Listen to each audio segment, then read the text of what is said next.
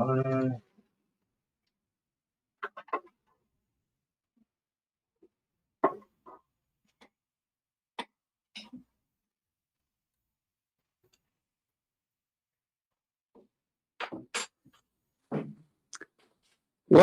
good afternoon. The Chicago TIUG group is on the air. And if you're hearing this and watching this, you've at least lived through one more month of our unprecedented COVID times. Congratulations and welcome to the February Chicago TIUG group. Today, our president, Vic Stirrup, has a number of different programs he's going to be demonstrating. Our technical guru, Jim Mazurek, is here. Our broadcast engineer, John Shanafield, is getting this all on the air for us. And I'm here as General Dog's Body, Hal Shanafield, fair manager, and I guess the intro to this program each month.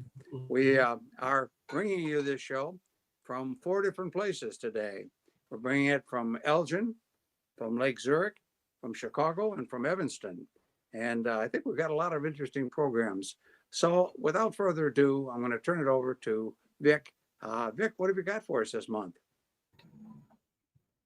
Well, I got quite a few different programs. I've been going through the Bittori software collection of bin files that I had given away on CD, DVD, and USB thumb drives at the fairs the past few years. And most of these are set up for emulators. Some just don't work on the TI, but a lot of them are a lot of fun. So I'm going to reset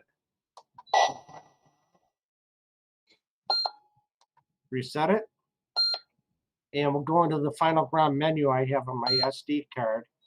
I've expanded this a little bit since the last meeting. So I'll press A for Bittori, and we're going to go to D for Educate. And we're going to go to the 4th page of menu items, page 2, page 3, page 4, and then we're going to go down to letter H, reading. This comes up as RD Power G. We'll select B. And the screen resets, but don't fear because it's a Scott Forsman Auto Start cartridge file.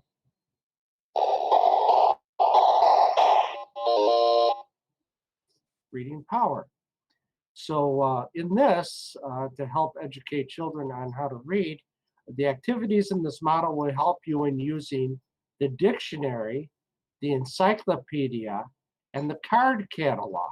So it was that last item that caught my eye. We'll press enter to go on. And press 1 for the activities of encyclopedia, 2 for dictionary, and 3 for encyclopedia, and 4 for catalog. We'll go with 4. Most people now probably don't know what a card catalog is.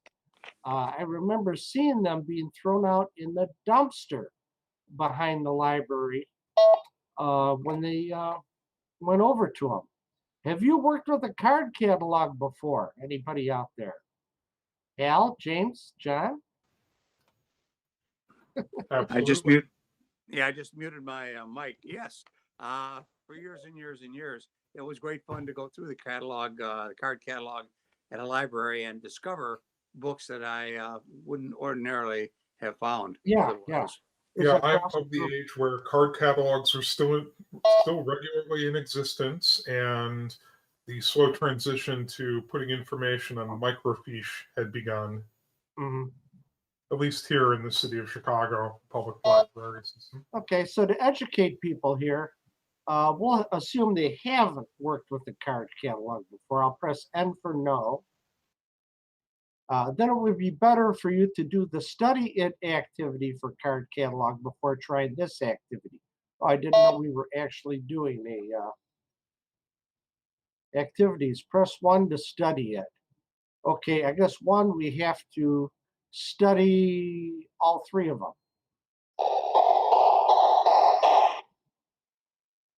Study it, dictionary, encyclopedia, and card catalog. There are many ways of gathering information. Suppose you wanted to learn about lions. You can find information quickly using these sources: a dictionary, encyclopedia, or card catalog.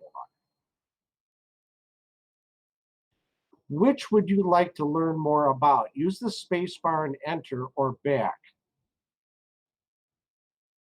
Okay, I spaced it down to card catalog and I'll press enter. To use the card catalog, it is helpful to know how to find a card and information in the card catalog. Which would you like to know more about? Well, let's just start off at the top and press enter. Card catalog is a cabinet of small drawers, people.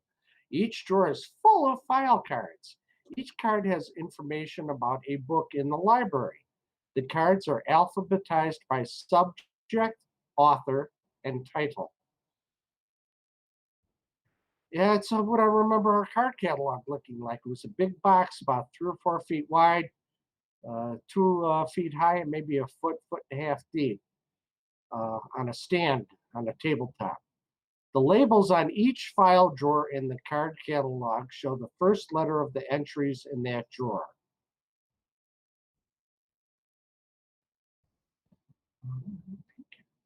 Press enter. To find books about lions, you could look up lions in the card catalog. There you would find all the books on the subject of lions and any books whose titles began with the word lions. Use the space bar to find the drawer where you will find cards on gold. Okay. Okay, that's it. Just as a minor aside, L. Frank Baum was working in the Army, and he was in a records keeping department, and he was working at a file cabinet. And you know how you can see here how they combine groups of letters, like E, F, and G are all in one drawer. He looked and he saw O, Z, which in that file cabinet, all the files O, P, Q, R, S, T, U, Z were all combined in one drawer. And he said that was full blown. He came up with the land of Oz right there because of a file cabinet. But anyway, our purpose here is to find cards on gold, so we'll press enter. We're right.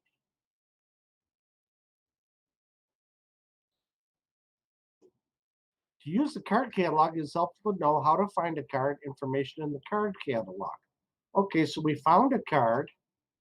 Now look at the information. To find the book you want in the library, use these 4 things in order: the call number, the author's last name, author's first name, and the title. The card catalog for the book has all this information. So here we go, the author's first name. Okay, we are supposed to find the author's first name. Geography, 910, spacebar, Richards. No, his first name is William, because it's last name first, first name last.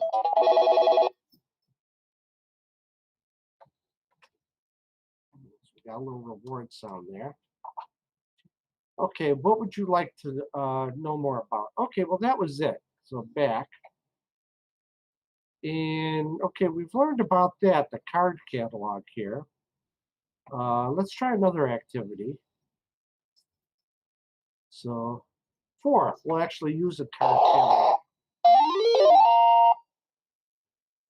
Yes, before the internet where it did all the searching for you, you had to search. But rather than going through an entire pile of stuff, it was very similar. You did things alphabetically. Okay, we've worked with the card catalog, so let's press yes. Now we can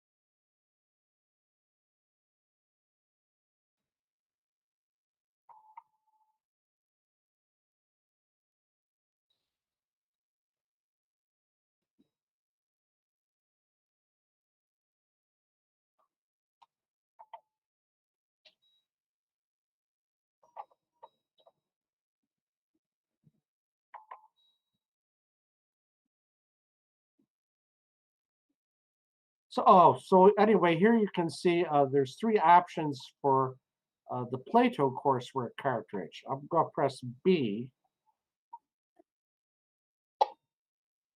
and it don't work. Well, that isn't a surprise because the Plato operating system uses a super card editor assembler with 8K, and the final GROM does not have that extra 8K for the Plato system to operate on. Maybe if we get a Mark III version of these cartridges, it might be possible to put in 8K. Anyway, as I said, this Batory collection was set up for emulators. So anyway, an emulator would automatically load in software the 8K that a cartridge would need. We're here on the final GROM working on the real steel. It doesn't have it. But going through this collection, reset the final GROM. So we're going to go to A for Batory, D for Educate, page 4, page 1, page 2, page 3, page 4, and we're going to go down to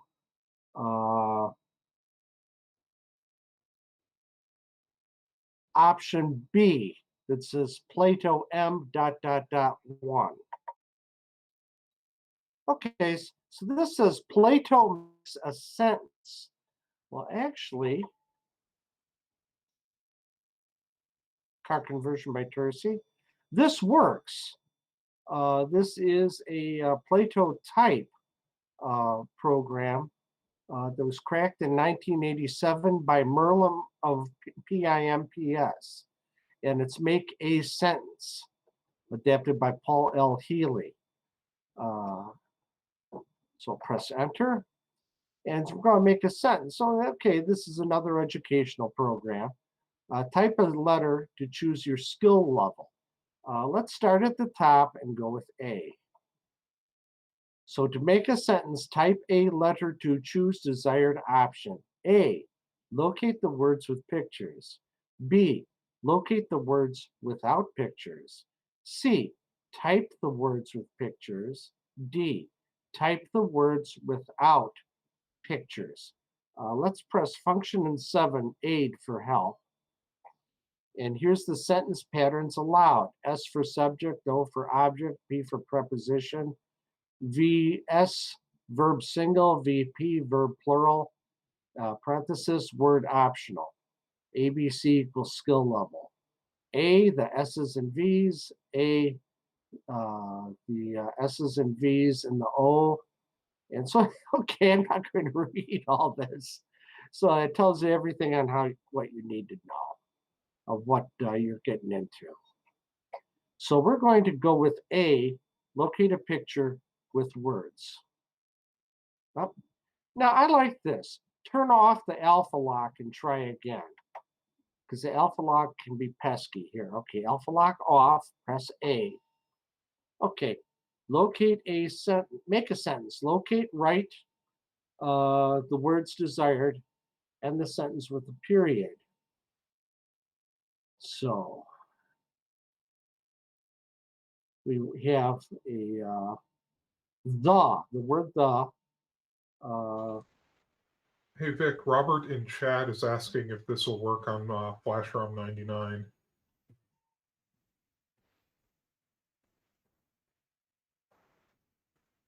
I don't know.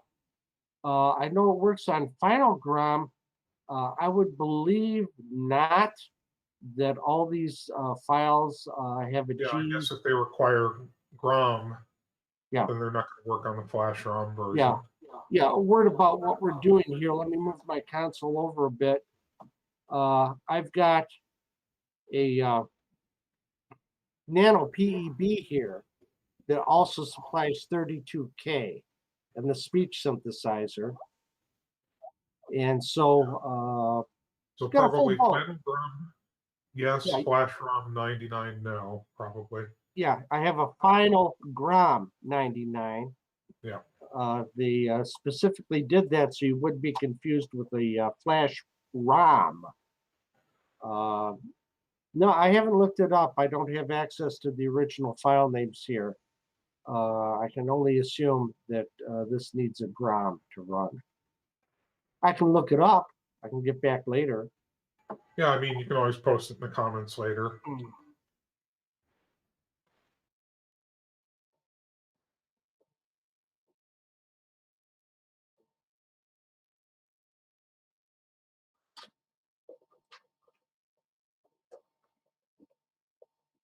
Okay, I put that in my notes here.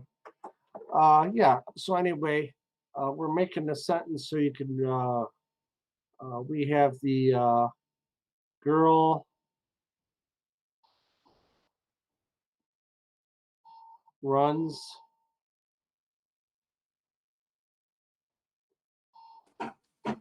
The boy jumps the girl.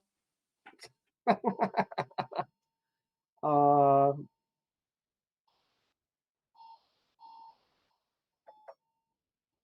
okay, end the sentence with the period. Okay. The girl runs.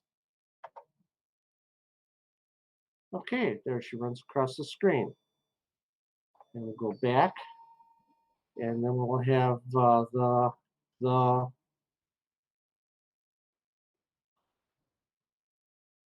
and it's locked up. So I would imagine that you could have the boy carries the bicycle.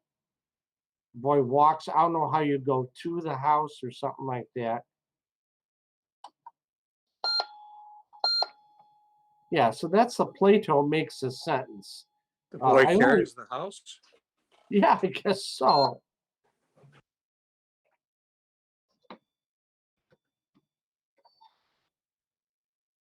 That was beginner. Look at the words with pictures. Okay. The oh,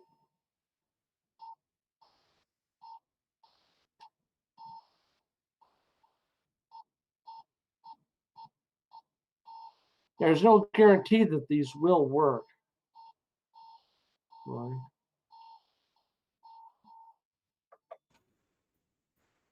The hazard of old software and Okay. software captured from aging discs, Yeah. right? Right.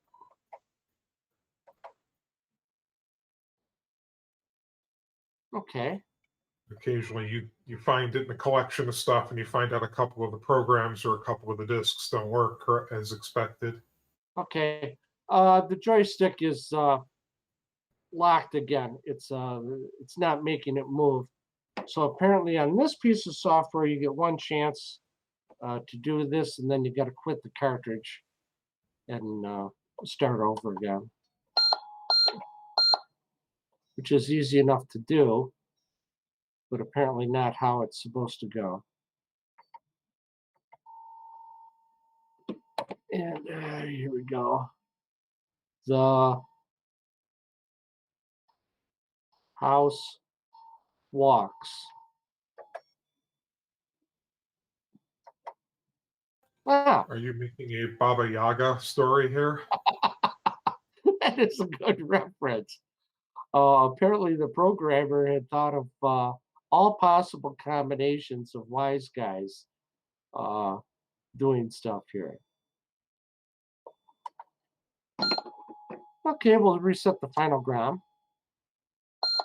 Go back to our menu. We're going to select A for Bathory, D for Educate again. And we're going to go to page, watch the upper right side of the screen, page 2, page 3, page 4 of 5. And we're going to go down to the letter S for Spanish, ... 1. For some reason, because this is set up for emulators, these names are too long for the final gram to be the name of a folder. The diagonal line shows that the following item is a folder that can have multiple items in it. So I'll press S, and it's span 1 G for gram dot. I don't know what the asterisk means, but I'll press B for Spanish. Okay, don't panic. It goes back to the title screen. And this is an auto start. Materials developed by Texas Instruments under license with Westinghouse Learning Corporation.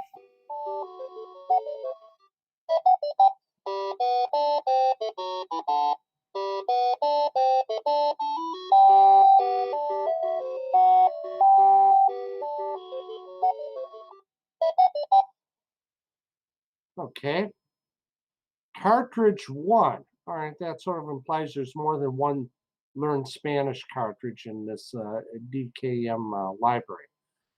Press 1 for what's in your course, 2 for your introductory lesson, saying hello, saying what you'd like, saying thank you and goodbye.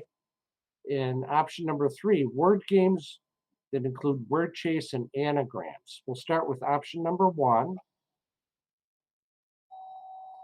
What your course contains: 4 cartridges with an introductory lesson, 6 further lessons, word games, 4 cassettes with audio materials for the lessons, 1 book with instructions, reference, and further practice material. Read the introduction in the book first. Okay, well, what we have here is we just have this one bin file. At least that's all I've been able to find. And I don't have the cassettes with it. So if anybody out there has these cassettes or this book or can clue us in on what's available for this, okay, we'll press 2 for the introductory lesson. The beginning lesson, say it in Spanish, and continuing lessons are the Pablo tapes and topics. I'll press 1. Okay, so it wants a cassette player with the cassette, and I guess it's going to load software. That this cartridge is like a Tunnels of Doom or Adventure cartridge, to where it's the hardware for running the software, and you actually have to load in the software. So this is as far as I can get on this.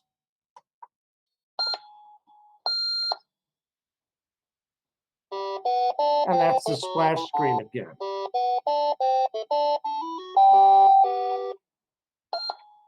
Okay, reset the final gram. That's all I know about that cartridge. If anybody else knows anything, please get in touch with me.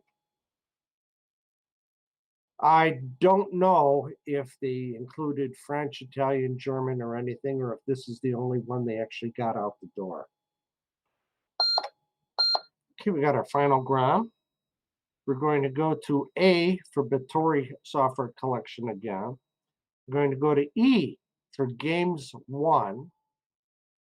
And here on page 1 of 5, we're going to go to letter M for Ant Art. What kind of ant art could that be? Oh, this is strange. It links us, there's 2 programs. Now notice these 2 programs. A takes you back up to a previous menu. I'll do that. It takes you up. And M for Ant Art will take us back to our selection.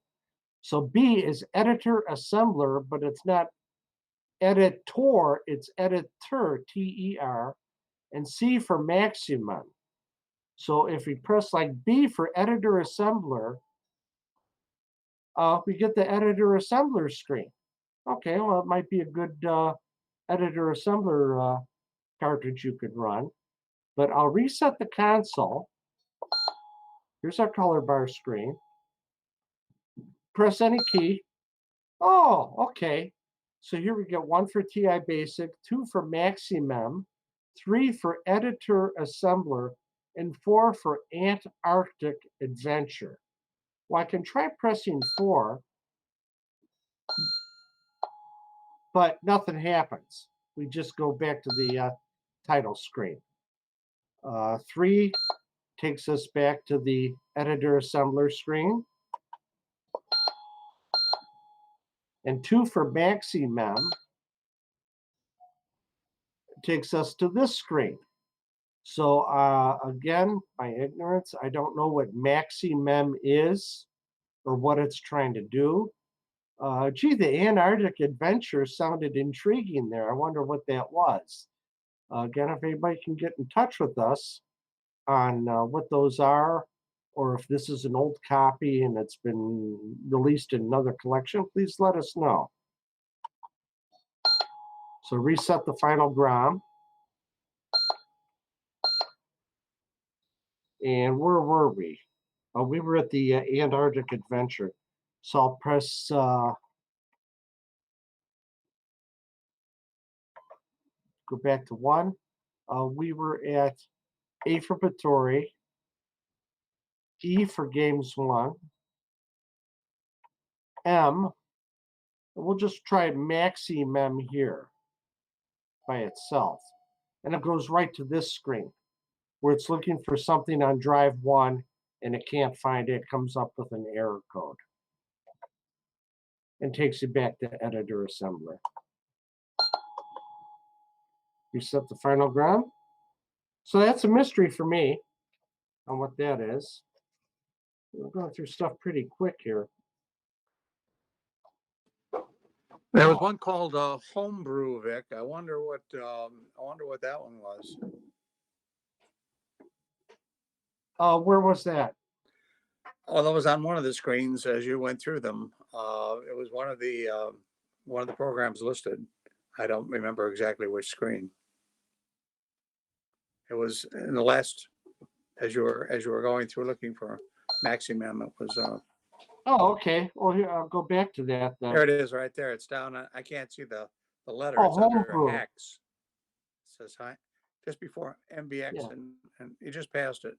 Okay, this is home. Well, I pressed the key. This is Homebrew. Oh, See, that's a directory. These are Oh, all okay. directories on the screen that have multiple either subdirectories in it or more programs in it.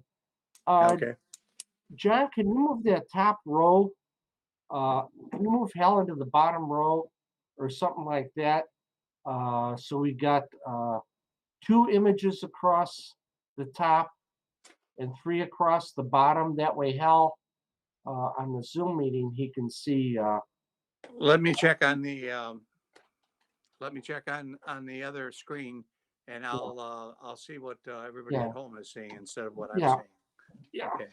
John assures me that the whole TI screen is visible now. That's specifically why I got the Open Broadcast Software Studio or Open Broadcast Studio software, so I could scale this stuff and shrink it and move it around. So we don't. Your show, but I don't know where it is. What was it called? It's on YouTube. Oh, it's on YouTube or here? Here, wait a minute. I'll get a different I got it computer. right there. I've got a different. I've got it. I've got other computers. I've got. There it is. Okay. Yeah.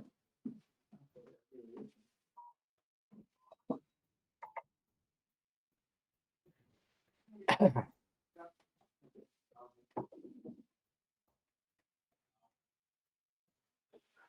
don't know.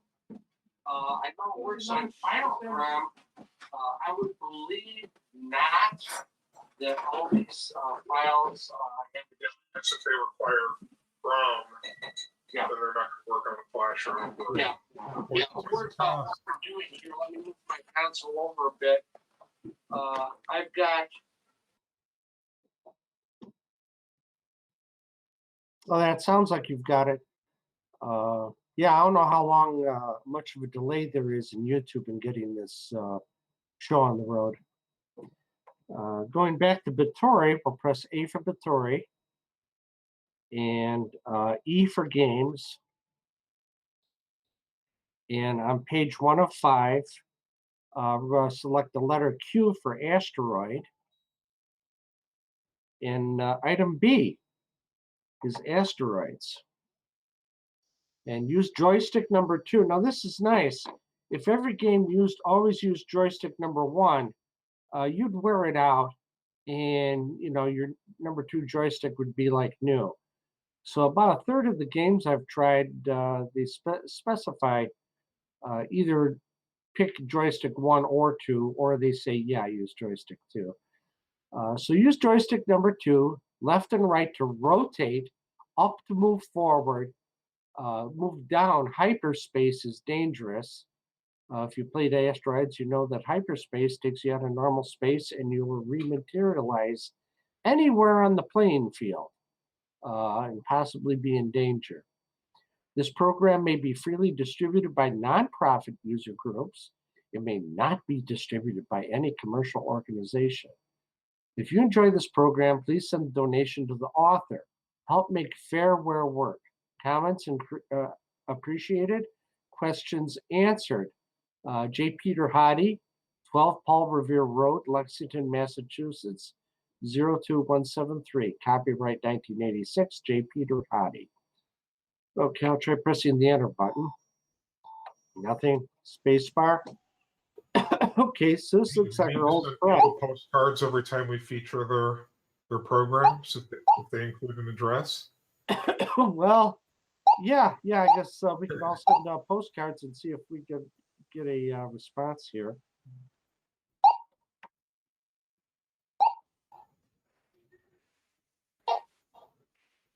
Make sure that my joystick is plugged in here.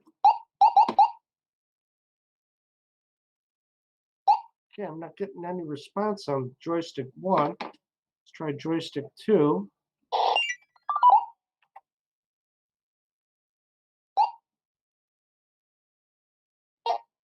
I had this working last week, honest.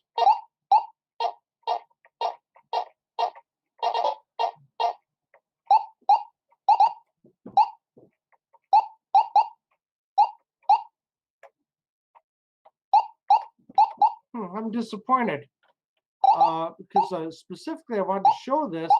Oh, there we go. You go to rotate the ship and it rotates so fast it's uncontrollable.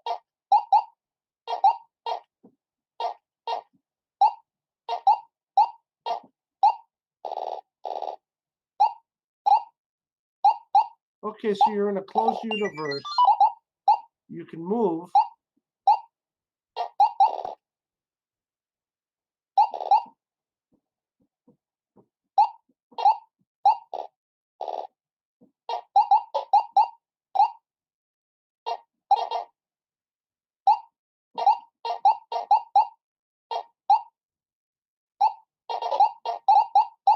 So it seems to follow all the rules of asteroids. You shoot a big boulder and it splits into two smaller boulders, and you shoot that and it'll split again into two more. So if you're one of these people that goes nuts and just shoots everything indiscriminately, you can find the screen filled with hazards. And that's the screen I use the most. Vic, sorry to interrupt, but we seem to be having a little bit of a problem in that I'm watching the live broadcast now, and you're just now seeing the house walking across the screen again. I'm wondering if we're looping. No, I asked John about that after one meeting that YouTube didn't have it ready, and I believe they're doing what's called is transcoding it. Is they are converting our feed and converting it from our video format to the YouTube video format that's used for broadcast. These names. Well, it's gone from about a 10-second delay to several minutes delay all of a sudden. Yeah, it also might be too that they may be injecting commercials in for viewers. Yeah. Oh, I see. Made a warning about that the other. Okay, because that's what you're seeing right now at home. Right. So just assume the delay is going to get worse as time goes on for people. Okay. But I think we're still okay. Okay, as long as it's not a problem. Yeah. John, we can review it afterward and figure out what we need to do just in case. Yeah. There's about John, a 25-second delay. Looking at our meat picture it's here. much more than that. It's just starting right now. Key to Spanish, which was on minutes ago. Yeah. Yeah, when I checked it the last time, it was several minutes behind. But I think let's not focus on that. Let's just continue forward, and then we can figure out what the impact was after the. Yeah. And John, because we got 3 screens on the top of the meet and 2 at the bottom, can you move Hal's or James down so there's only 2 images on the top of the meet? Because Hal cannot see. I got me on the left, Hal in the middle, and James on the right. Hal cannot see the left side of the TI screen. Well, it's either confusing Hal for or, him. or James is on the screen at all. Okay. It's just your screen. I'll get back to presentations. All right, where was I? Okay, so that was Asteroids, a fun game, but plays nice. It's just the rotate ship seems to be extremely fast. And another fun one is we'll go to A for Bittori, E for games 1 through 5. We're on the first page of 5 pages. We're going to go down to attack, letter R. And it's Attack of the Creepers.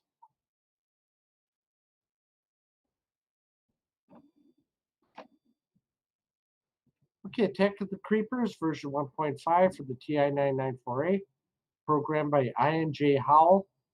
Sorry, I wasn't able to get past that before I went to this intro screen, Attack of the Creepers. An alien horde has invaded your latinum mine on Talos. Their surprise attack has left you unprepared to fend them off. You must escape to the surface where a spacecraft awaits. That's all I could read before it went back to the intro screen. Maybe it'll show that again.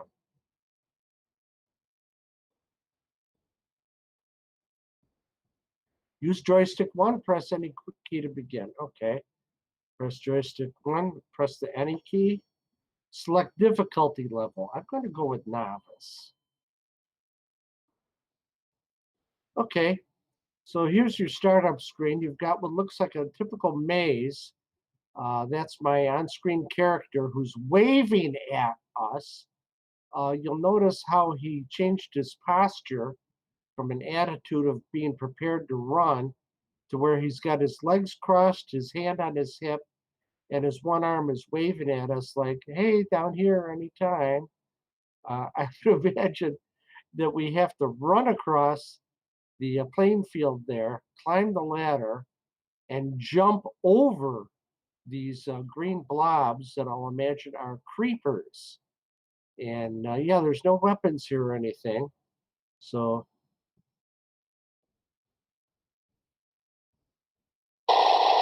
oh, okay, so left and right moves your guy. A diagonal jumps him in that direction. And the fire button fires a weapon. I didn't know there was a weapon in here.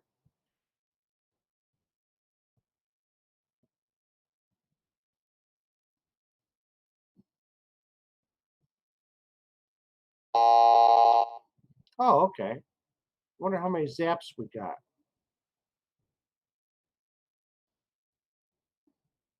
Okay, straight vertical does take you up.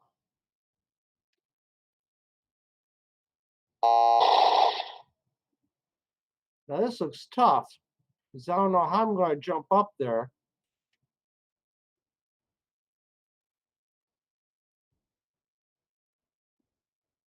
Uh,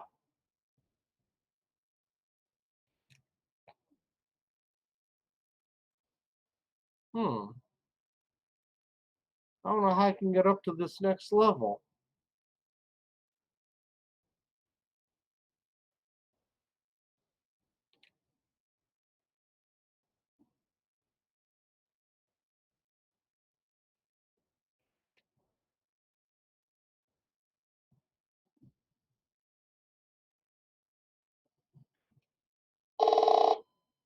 Okay, I got there, but my guy was immediately zapped by the creeper.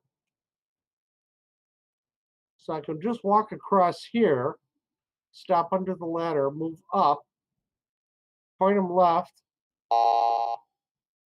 zap one creeper,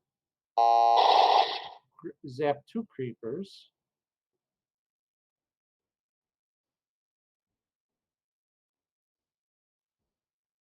Yeah, it's got some nice animation. Sort of reminds me of, whoops, splat. Sort of reminds me of like Midnight Mason, Junkman Jr., stuff like that, where you got the little walking character. There was Attack of the Creepers.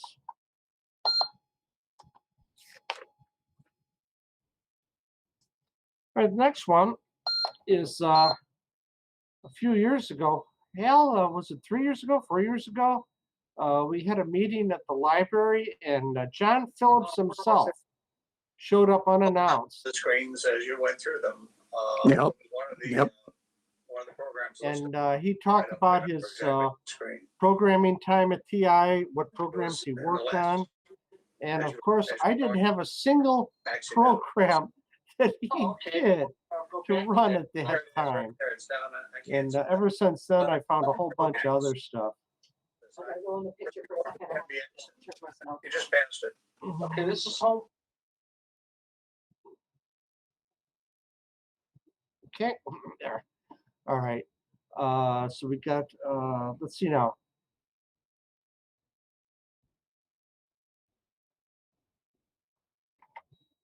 Okay, we'll go with Vittori. E for Games 1. And now here at, we're going to go to page 2. And you see we have Barrage, or Bandit Barrage, Battle Berlin, Beyond 1, and Beyond 2. So this is an interesting little thing I found here on letter E for Beyond.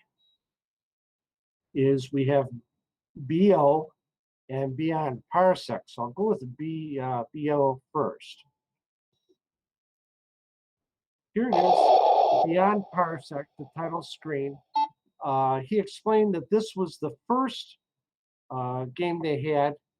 They called it Beyond Parsec, and Texas Instruments complained about using the word Parsec, even though it's got a TI copyright here. Oh, to see how the game plays, you can move your fighter, and if you fire a, you can push an asteroid. You can also run into asteroids. The idea is to move your asteroids towards your opponent, who's the blue guy on the right side of the screen. And he can also shoot asteroids too. And he can push them the other way. The only thing you have to remember is that will come back off the other side of the screen and rear end you. So it's a nice two-player space battle. You can run into the ground. You could run, hitting the top of the screen doesn't do anything. If you go to the left side of the screen, you show back on the right. And it's a nice two-player game, outer space shoot 'em up. So we'll quit this, reset the final GROM, select 2, A for Vittori, E for Games 1, and we were at page 2 of the menu, and E for Beyond 1. Okay, now we'll select option C for Beyond Parsec. Okay, this is interesting. It only has John Phillips, distributed by Data Biotics. Okay, so perhaps this is the first one, designed by John Phillips, distributed by Data Biotics, and it's the same game. So I'll quit this, reset the final GROM, press 2 for final GROM, A for Vittori, E for Games 1, page 2, and we'll go to option F for Beyond 2. Now we've got Beyond Space, and this is what John was talking about was TI complained they didn't want the word Parsec in there, so they renamed it to Beyond Space rather than Beyond Parsec. And notice the copyright, this is by somebody else, by Video Magic.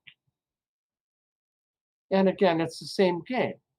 So I thought it was interesting on the Batory collection here that all 3 or 4 variations are there all together.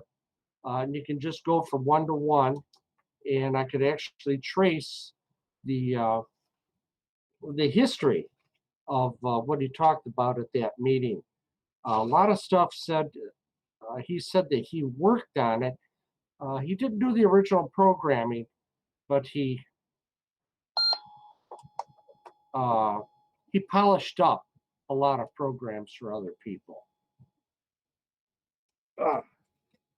So as usual, I've been going through the Final Ground menu here, and I've got one of my loose leaf binders where I've had to go through, starting at A for Batory, going through the demonstrations, disk utilities, educational, games 1, games 2, graphics, languages, management, modem, music, other. It's been quite a challenge here. I've got so much in these libraries that I had to come up with my own Dewey Decimal System here to index what I have so I can find stuff for meetings like this. So the demonstrations, again, you got asteroid, you got the D, the demonstration.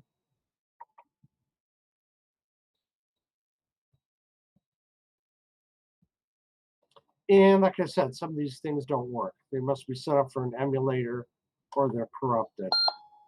I have found out, oh, okay. This is from Germany for TI Basic for Formel Rechner. I don't know what that means, and 3 for demo. Let's try 2. Ah.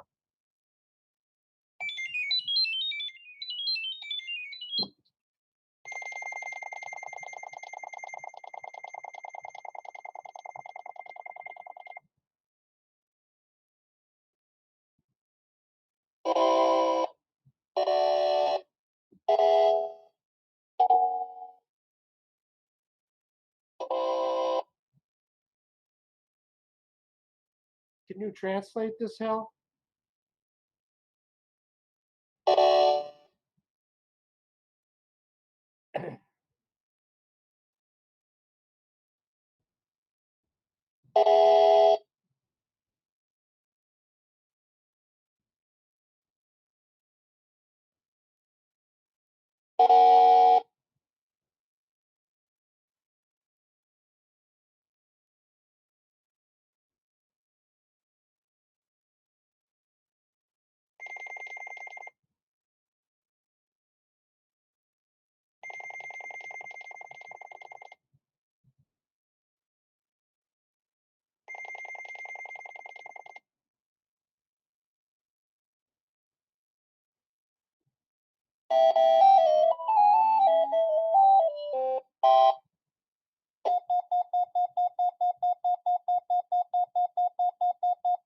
All right, maybe it's waiting for us to press the key. I'll press 1.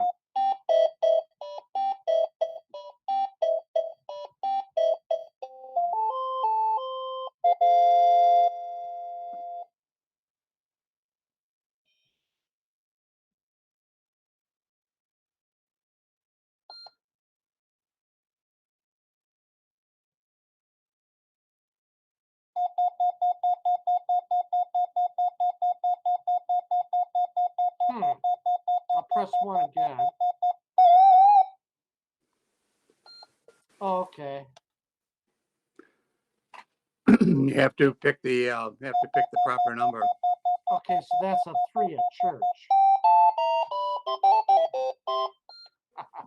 Stimmt. Gut gemacht.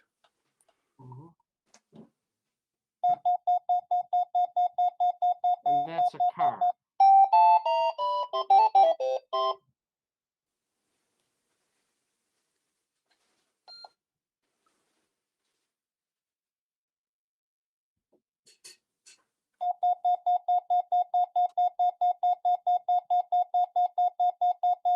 Okay, I don't Four. know what it, 4? 4. Mhm.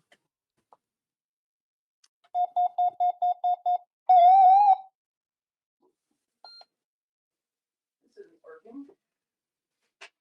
Did I get that wrong? Erfolg. 2.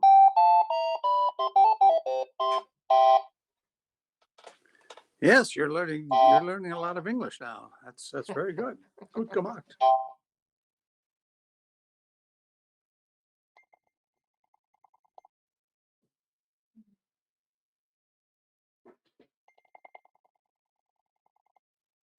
Oh yeah, here we go. Chemistry and German. This should be fun. Well, foreign language, mathematics. Let's see, what was the other one?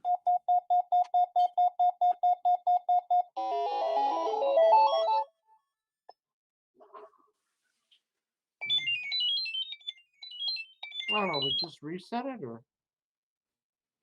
It might Ich be will all there das neue was. home computer system. Oh, Tells no. you who it is. 16-bit microprocessor. Programmensprache, basic, formal, special, Russian. Schreibleserspeicher mit 16.000 Bytes. Steckbar, Programmmodule. 30.000.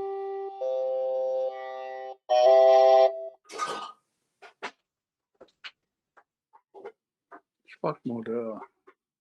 Kassettenrekorder. Drucker. Magnetplattenspieler. Hauptmonitor sowie Monitor. Testen Sie mich nun. Zum Beispiel beim Lernen. Beim Planen und Verwalten. Bei Kunst und Spiel. Machen Sie mit. Es ist ganz einfach. Spaß. Play with it. It's completely easy and makes a lot of fun. Yeah, I'll press 2 now. Oh, you like this the cost of running an automobile. Okay. Yeah.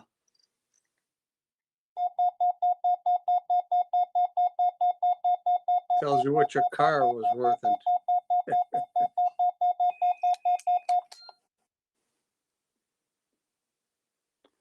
oh, God. So using more, putting more miles or less miles or? Yeah, it goes all the way up to 1971. Mhm. The first car Oh, was here's manufactured in 1979. 1971. Your car hasn't rusted out and fallen into pieces.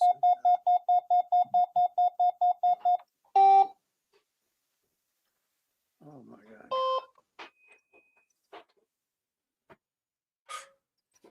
Tells you if you drive a little less, how much you can And have a beer. drive a little less, you can buy an extra 325 beers. If you drink beer, you have to take the train.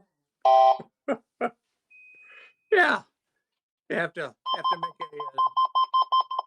make a choice between driving and drinking. Yeah, Mhm. that's funny.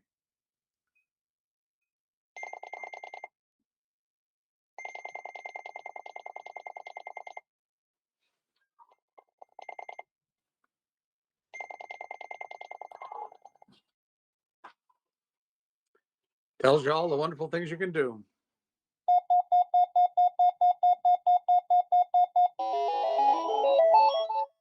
Okay, it takes us to That the starts intro. over again. Hmm.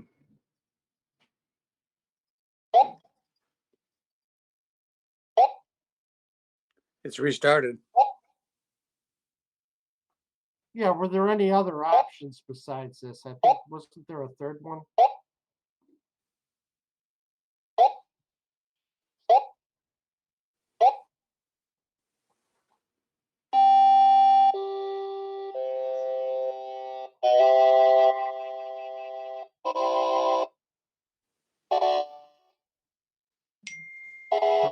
Beer years back in the day could you buy if you spent the money on your TI 99?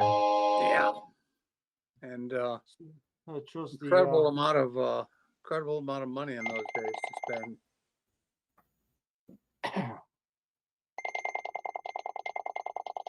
so we learned, we planned. Oh, here's the thought one. I don't think For we've art done option three. and games.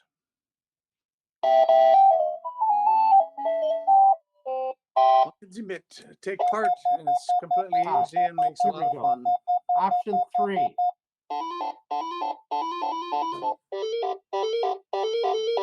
I'm your partner for worthwhile use of your free time. And you can draw anchors too. All right. And fish.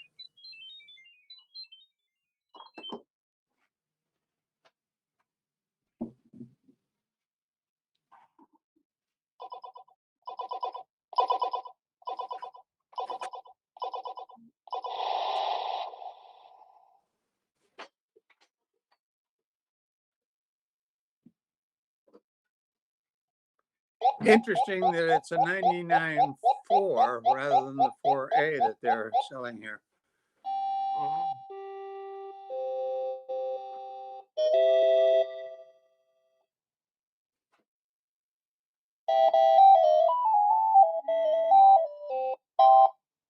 You can also develop new games.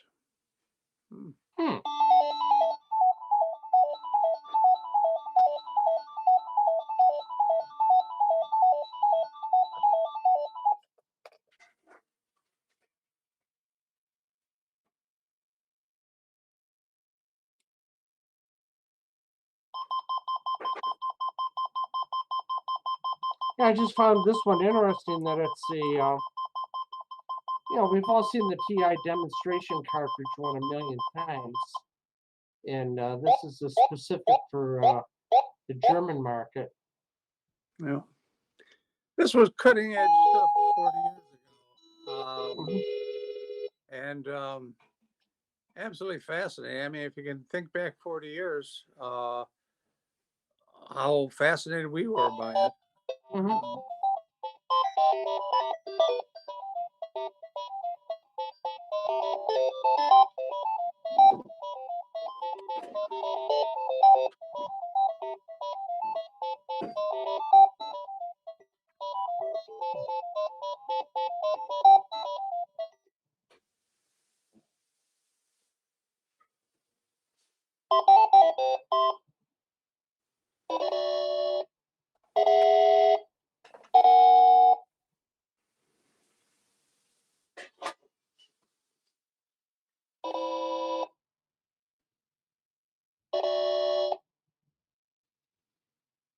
Okay, I think we've gone through all 3 options that they had for us. Yeah. Although it showed 4 items there on the screen, but I think we could only had a choice of the 3.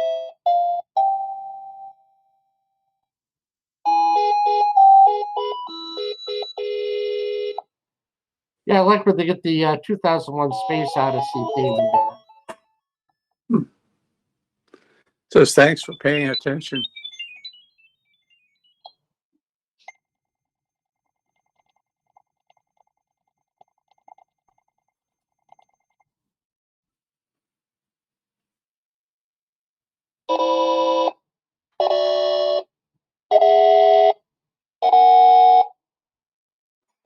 Universally useful.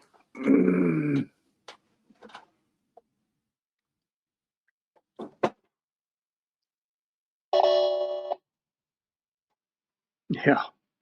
Your helper at home, training, guiding, health. I'm your partner in your free time. I'm the trainer for your education here. Fortbildung. Test me now. For example, for learning, for planning, and control. For art and games.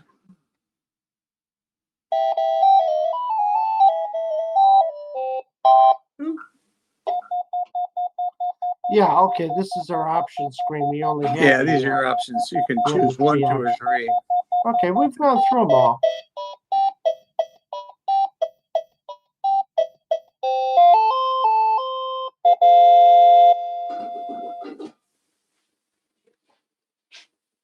Okay, I'm going to quit this now.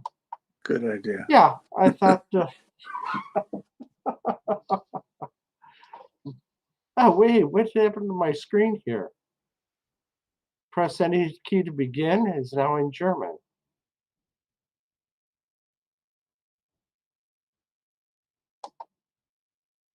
Okay, reset the final gram. Ah, there we go. Now it's back into English. Ah, so it must have touched something in there to have the actual title screen come up. Where it was in German. Yeah, so just in this one thing section at the top, Batori, I've got a whole S-load of programs that has taken quite a lot to go through. I'll go through like, well, let's try C for disk utility.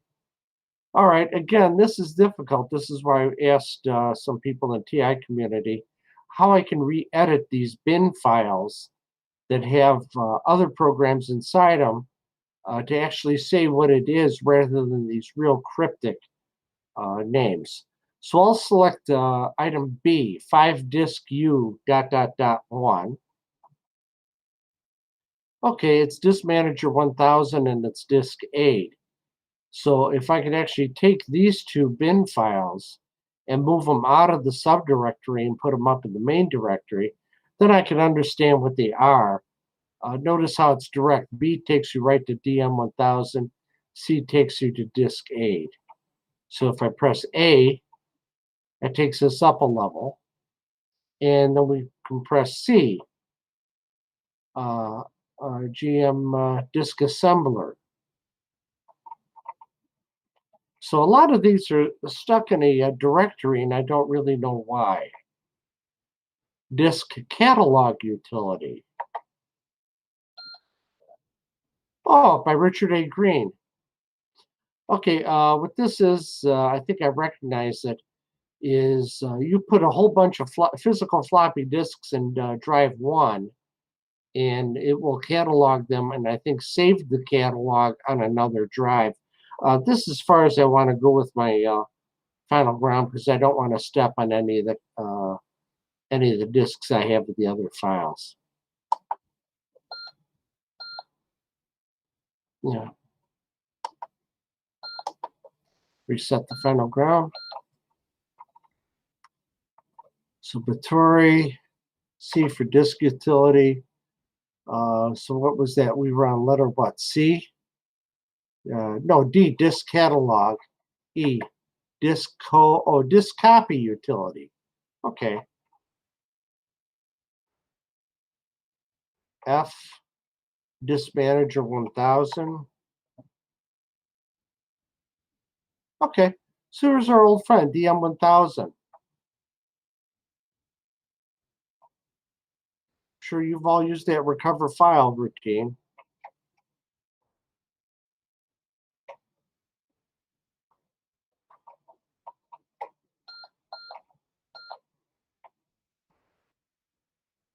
Okay, so we're going to go actually to 2 for disk utilities, catalog, drive number 1. Okay, drive number 1 on my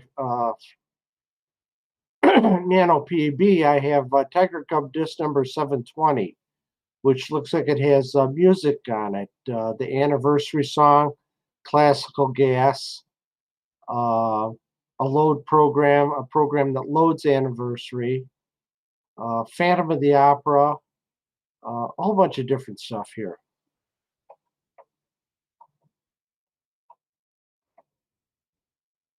You can't seem to go back like you can in regular DM1000.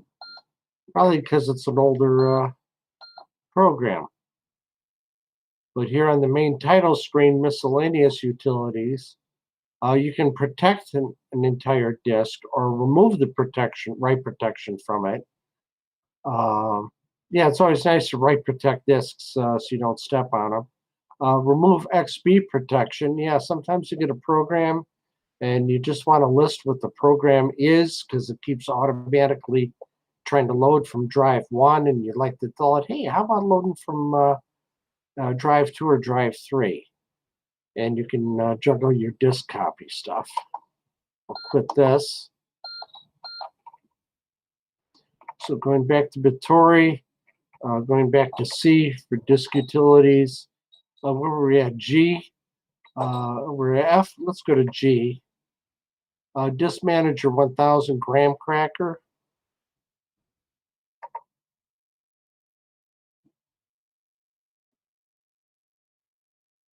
Oh, okay. So it gives you some credits for, I guess, if you got a graham cracker device, or this is set up for a graham cracker. Graham cracker being a physical device that fit in the cartridge port. It was big, and it you could do tricks with it, like with the final gram for final gram. Oh, title screen reset. Final gram. A. C, disk utility. Where were we at? G. H. Disco. Disco is a very popular program for disk sector editing and finding strings. You're trying to find a particular file. You want to sector edit it for some reason or another. Yeah, it was one of the first earliest sector editors. Very simple, works real good. That was a few months ago. Oh, James, I'm sorry. Where I showed how to sector edit a disk where the catalog wouldn't come up because the catalog was blown for some reason or another. And that was on the Tiger Cub nuts and bolts disk. And I was going to upload that on the Chicago User Group site, the correct one of the Tiger Cub disk. Sorry, I forgot about that till just now. Don't worry about it. Whenever you get around to it, Yeah, but everybody else might go to Chicago User Group site and go, oh, here's the Tiger Cubs nuts and bolts discs, and I can't catalog the documentation disc of disc 1. Yeah, HI. Disk repair. This sounds dangerous. Hi, Ken. Welcome. Yeah. Okay. Select screen color or enter or space for color. Utility series RAM. All right, this is as far as I want to go because I would want to put disposable disks. I don't care if I mess up the file contents or something in the final gram, which I could do easy enough. I got disks that don't work, so I can put those in there and try it out.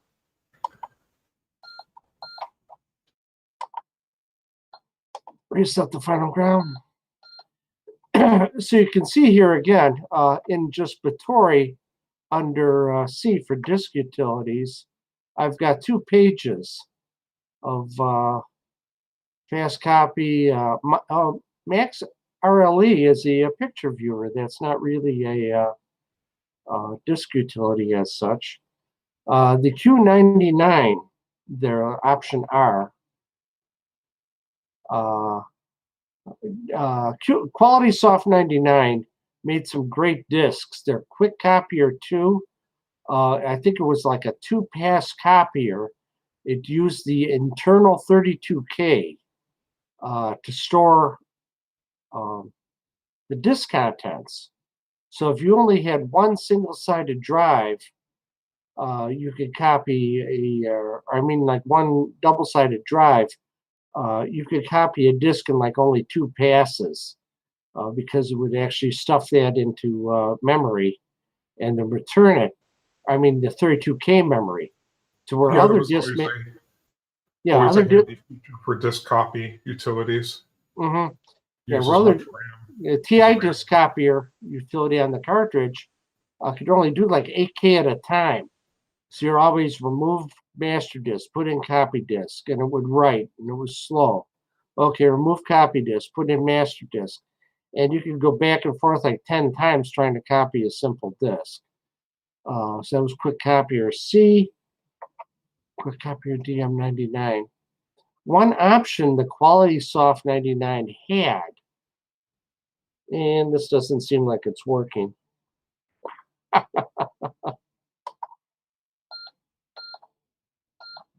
Sometimes you have to go back to the title screen and it works just fine. It doesn't just work directly from the, okay, I'll have to clear that. One thing Quality Soft 99 had that I used the heck out of when I was doing disk cataloging was a lot of the disks I had their own menu screen. And Quality Soft 99 had a real nice screen dump for the TI. They actually dumped direct to a printer what you saw at the screen when you did a particular like function P or something like that. It would print it directly. And I used that, so I was actually able to print out the actual menu on a lot of disks. So that's it on disk utility. B for demo. Well, we did the one demo. Asteroid demonstration, Parsec, Poisonous Prison, Sprite, Starfield. A lot of these are just like one screen, and they show something set up. Like, let's do the Commodore 64 sim. And okay, if you had a Commodore 64, I guess this is what the screen would look like. And this is all it does. It's just a demonstration of different operating systems and different things. We can go to E to Games 1 again. Asteroids, Attack, Bad Walls, Bandit was always fun. It was a lot like Berserk.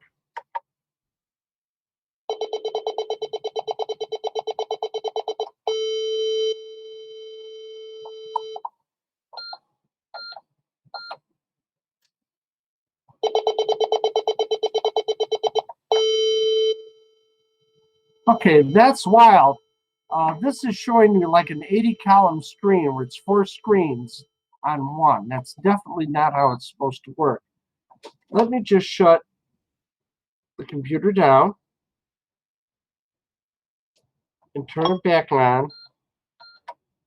One problem you can run into is when you run a lot of programs in a row that they might not clear memory correctly. I could swear I've run that one before.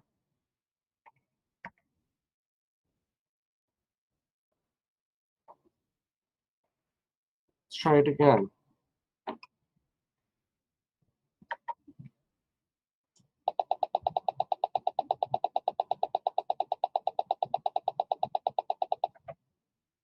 There, this is what Bandit's supposed to play like. So your character is this guy on the left. Unlike Berserk, you can run into the walls and you don't get immediately electrocuted.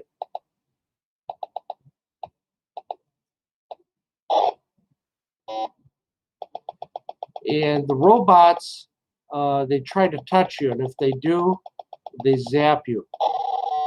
And if you take too long, the bird of paradise there shows up, and he zaps you. All you can do is run away from him. You want to pick up this treasure chest, and then get out of this maze before the bird shows up. Reminds me a little bit of the Intellivision game Night Stalker. And I ran into the other guard.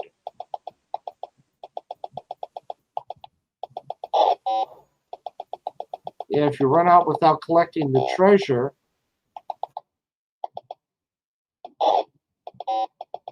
there we go.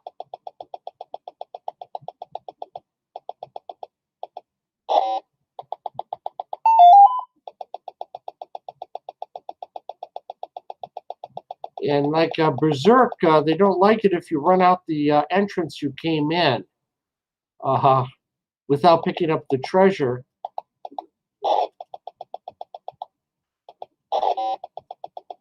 They'll actually put you in a area where there is no exit until you pick up the treasure and shoot the 2 guard robots.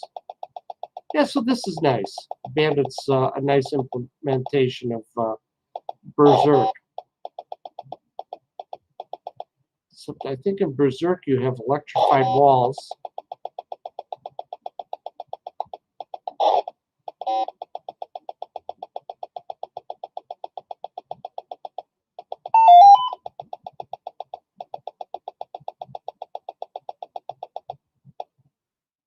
Okay, so that's pretty much how Bandit plays. It's a nice game.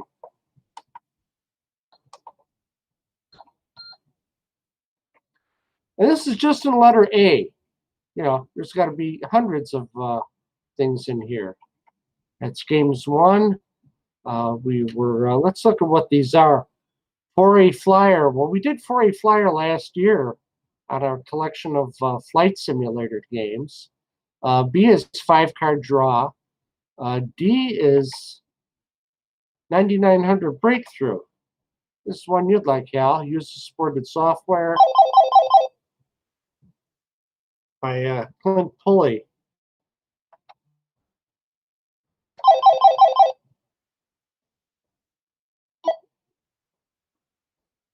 I got this on slow speed.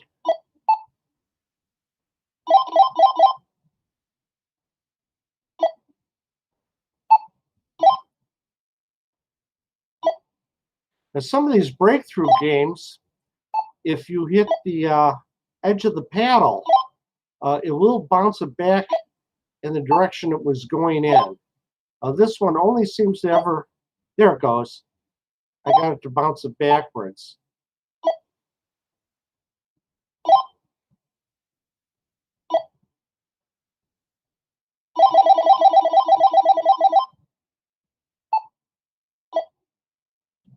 So this is the usual break all the blocks, and we have to break through this bottom tier.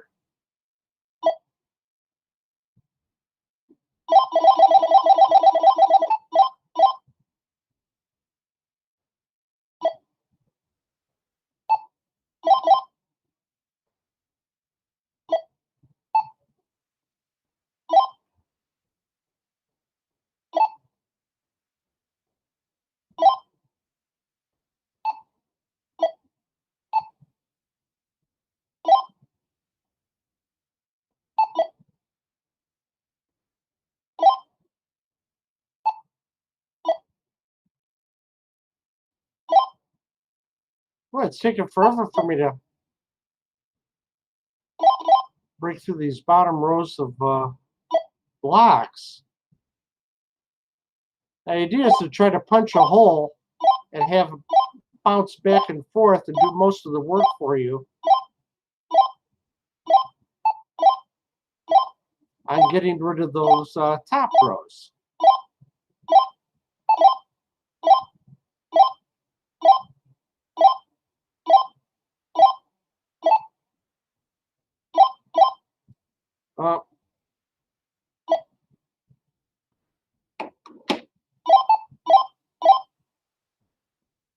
I'm just going to let it go.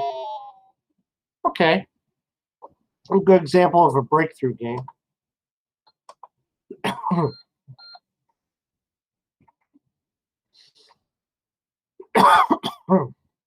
So we have Alien Ruins, Alpiner, Ambulance, Angler Dangler. Oh, wait, here's M. Oh, yeah, Antarctic Adventure. Yeah, okay, we did that earlier today. Arcturus, Arthropod, Asteroids, Bandit Barrage, Battle, Berlin Wall. Boy, this is a throwback. Hal, why don't you clue everybody in on what the Berlin Wall was? The Berlin Wall was erected on, I think it was August the 13th, 1961, and it separated the Russian sector of Berlin from the French, British, and American sectors. Originally, it started out as just a little bit of barbed wire, and then it was gradually improved over the years. Cost a lot of people their lives. It was a concrete wall. Inside the wall was a death strip. There was a bunch of landmines and stuff, and they destroyed quite a few buildings to build the wall. Before 1961, from 45 to 61, you could simply walk from the east sector of Berlin to the western sector. And so the people continued to live in the east, even though they didn't like communism, they continued to live there simply because rents were cheaper. And if that's where you happened to live at the time, you didn't feel that you needed to move. When people began to realize that they were going to shut off access to the West, tens of thousands of people in 1961 left East Germany. And what was happening is that East Germany was hemorrhaging people so rapidly that Erich Honecker, who was the leader at the time in East Germany, decided that he had to put up a wall. Otherwise, in a short period of time, all of the qualified people would be leaving, because most of the people who were leaving were professionals or people who just couldn't stand communism any longer. And they realized this might be their last chance to get out of East Germany, East Berlin. So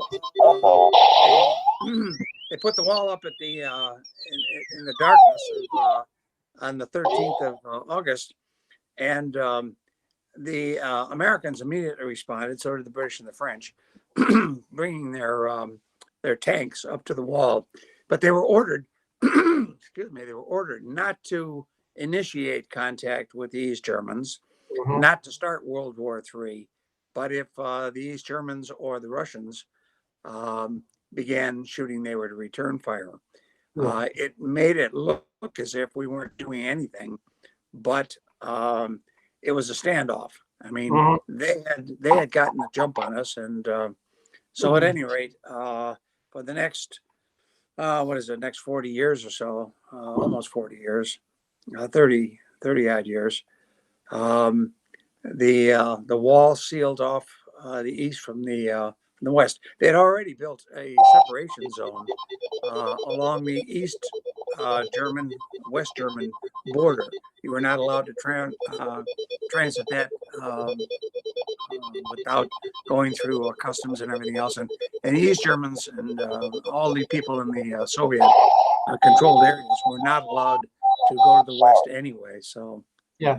And then what was the Berlin Airlift? What was that about? In 1948, the Western powers, the British, French, and Americans, introduced a monetary reform. Before that, they had been using, since the end of the Second World War, they'd been using the Reichsmark in Germany, which was the old form of currency that had been used since the start of the Third Reich. In fact, even before that, it was just called marks. But then the Reichsmark was something that was used east and west. However, the Russians began to print lots and lots and lots of Reichsmark, which was causing incredible inflation again, destroying the economy. So overnight, the Western powers introduced a monetary reform. They introduced the Deutschmark. And when that happened, the Russians realized that their scheme was a failure. And what they did in retaliation was to close off all the land and sea routes into the east from the west. So the Western powers decided that if they weren't going to lose West Berlin, it was an idea to drive the Allies out of West Berlin. They figured if they couldn't supply food to the people would have to go to the east. So what the Allies did was they told the Russians, "We're flying stuff in. You interfere with our planes. You try to shoot our planes down. That's World War III." And there will be Stalin back, trouble. yeah, Is, Stalin realized that if he wanted, he didn't have the atomic bomb at that point. We so we're did. going to fly over their territory Right. to get to And they flew in Berlin. from 3 corridors. They flew in from Hanover, from Frankfurt, and from Hamburg. And they flew in 3 directions, which had already been in a treaty, by the way, the protocol that they signed in 1945. So they flew in from those 3 directions with both land planes and with seaplanes. They landed in the on the Wannsee with seaplanes in the British area. The French had in the Tegel airport. They were just finishing the Tegel airport. All they had at that point, they didn't have any buildings. They just had runways. So they flew the planes in, landed on the runway, dropped off all the food, and immediately flew out again. We flew into Tempelhof Airport, and we had to fly through the Eastern Zone. And when we took off, we had to fly again through the Eastern Zone.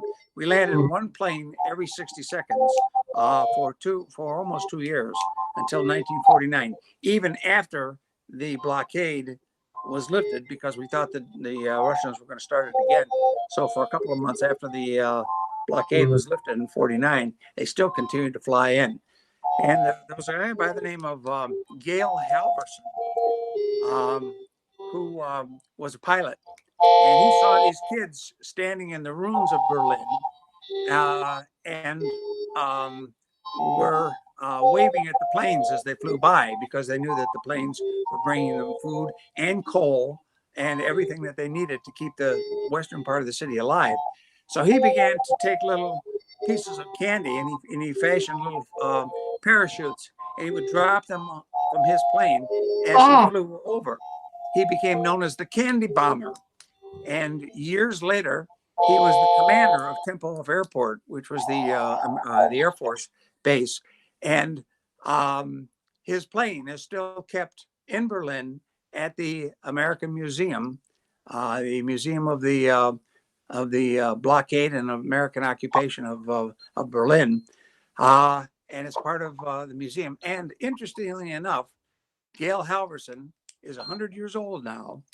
Oh, wow. Is still alive and still admired for what he did back in 1948 and 49. He's a hero to the German people, especially the people of Berlin. So just saw his birthday celebration on television. And I have a friend who served under him, who lives down in Atlanta now. And he and his friends from the security group stay in touch with him and follow his movements and send him birthday wishes every year. And he's very well regarded by everyone. So Yeah, I just found it little background. interesting that was the Berlin Wall, that was written in Germany. Well, it couldn't have been written much before 1980. I don't know when that game was written. They Well, didn't. I have no idea. Yeah. But it was the Berlin Wall. People sometimes think the Berlin Wall stretched between all of the border. It doesn't. The Berlin Wall was only a sector boundary. The zones of occupation by the Russians, which were East Germany, and the American, French, and British zones were combined into West Germany in 1949, and that's so there's always some confusion about it. The Iron Curtain that Winston Churchill referred to wasn't an actual wall in 1945 when he was speaking in Missouri about that. He was talking figuratively about the fact that the Russians had occupied Poland, Bulgaria, Romania, Czechoslovakia, Germany, and of course the Baltic countries, which had been part of the Tsarist Russia, and it had broken away. Estonia, Latvia, Lithuania. Yeah. Um, Yeah, what Anyway. happened to people that tried to walk across the that no man's land and where the Berlin Wall was set up? What happened? What would happen? Well, you'd be killed. There were guard towers about every 100 meters or so. There was a barbed wire. There were a million signs. My favorite game, Zero Zap. I like Zero Zap. It's the easiest game for me to play. Well, that's specifically why I got it. Why don't you run us through this, Hal, on how this Oh. works? Well, there's not much to say, except that if you set it up properly, you can touch you can start it off. You press the start button and just sit back and you don't have to do anything. Okay. If you set up the fields correctly.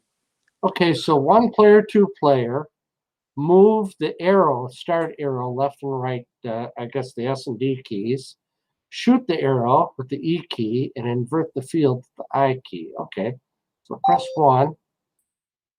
Okay, enter to play.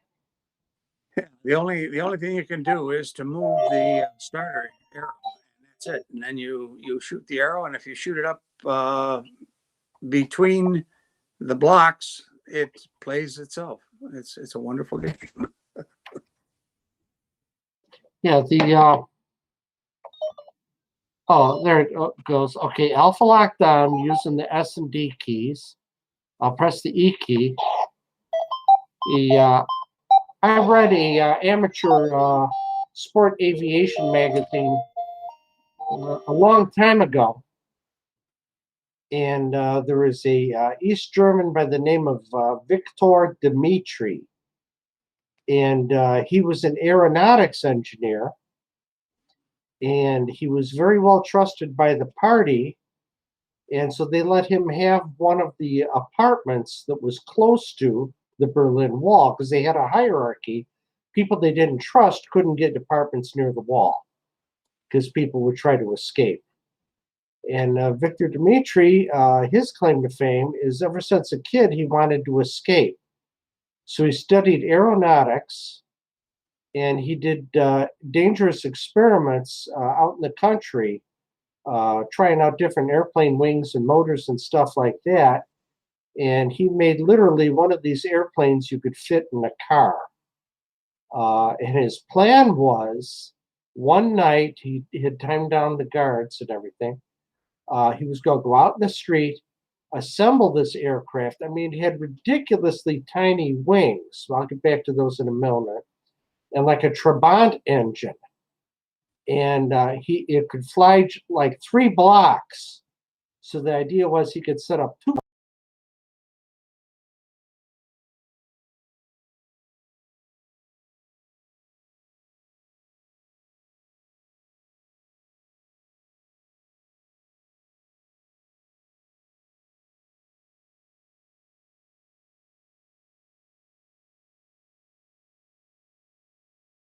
slats on the front of the airfoil of the wing that can be extended so the airplane can fly at an extremely low speed at a high angle of attack and it won't stall.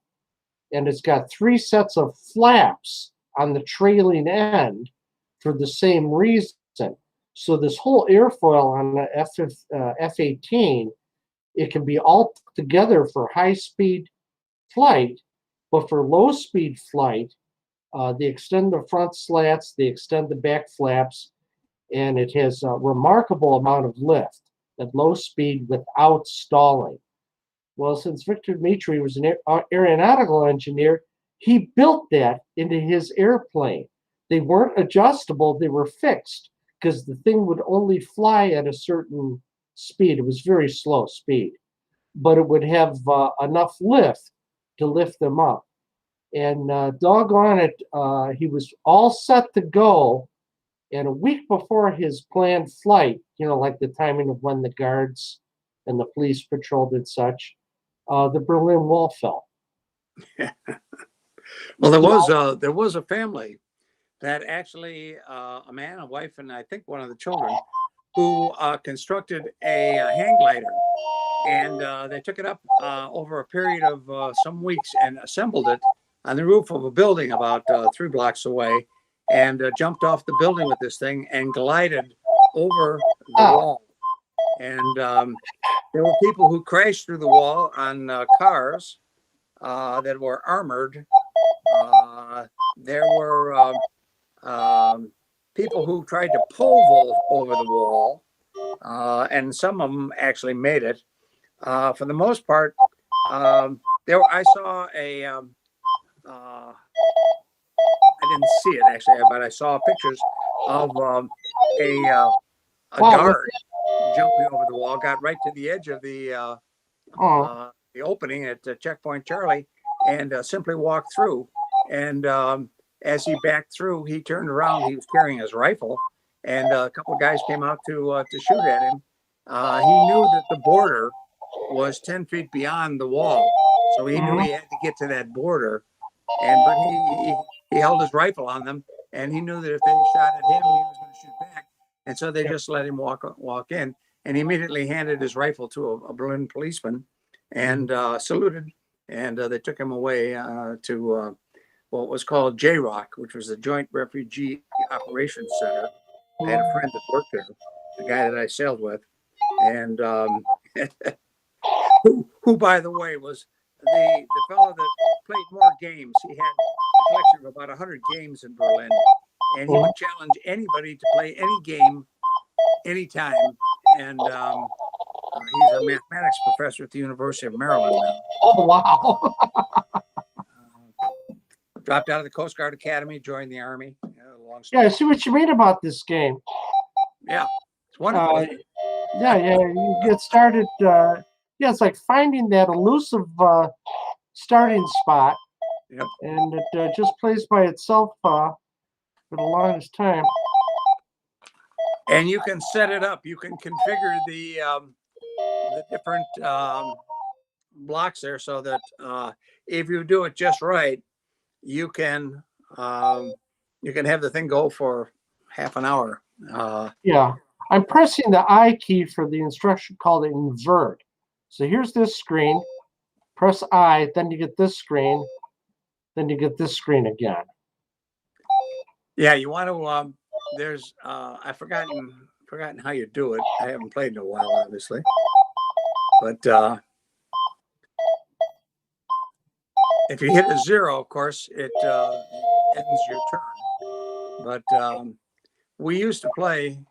John and I, and Harold and I used to play this, and we'd set the upper limit at 999, so that it would go for a long time. Haven't played it in a while. It's a cartridge, and yeah. So that's Zero Zap. yeah.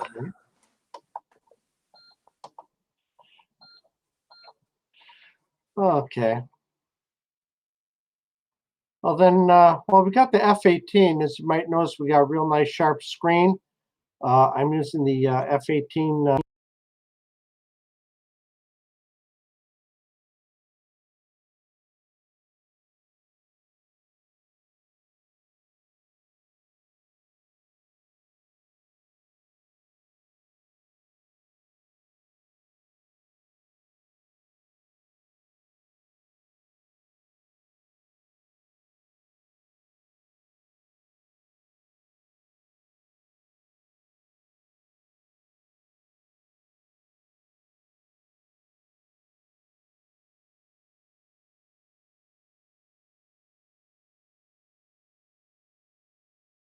Focus just outputs it and it works good. Oh boy. So yeah, here's the F-18 demonstration stuff for the 80 column. Oh yeah. This had come out a couple of years ago. It's a lot.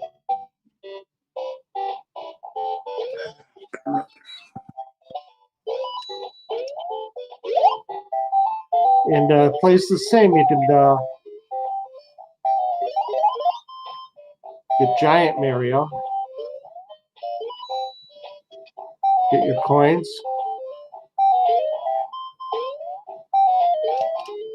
Ah, nuts.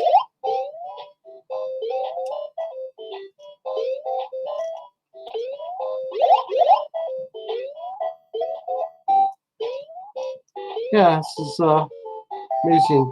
Wouldn't think you could do this on a TI. So is that a that game produced by somebody, or is it actually licensed? I think this is a game produced by somebody. Yeah, not an, so we have to worry about fending off the Nintendo lawyers. No, I think they're actually managed to. I'm trying to get the the mushroom. You get giant size.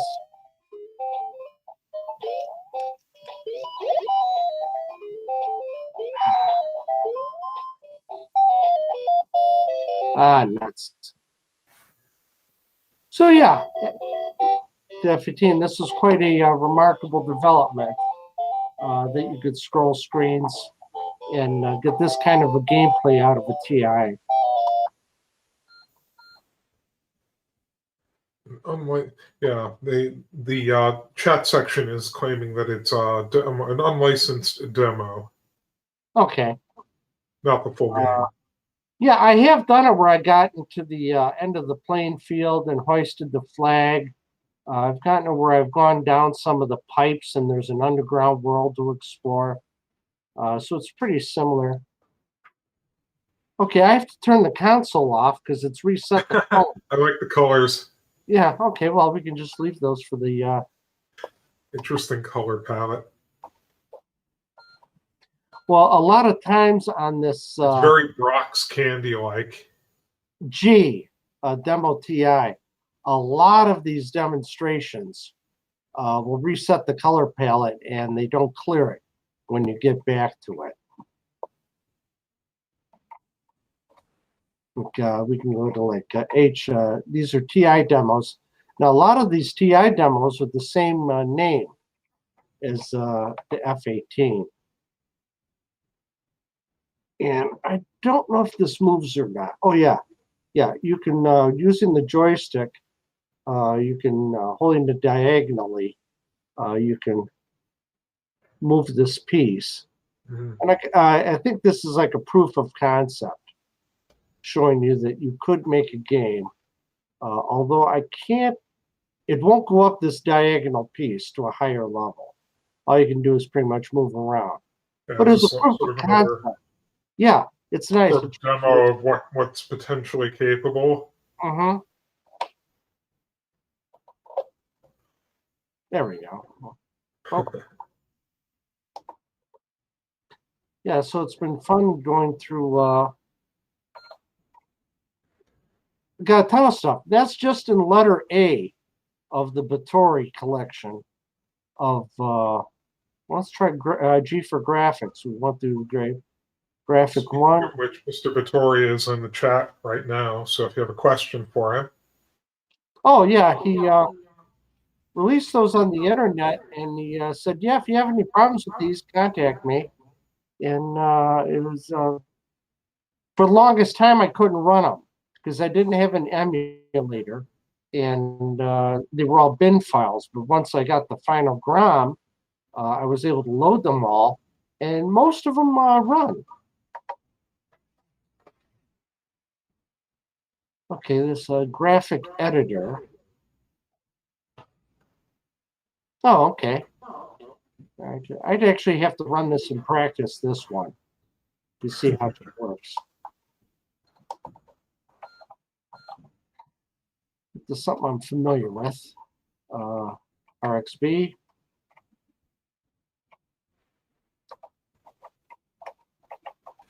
Oh.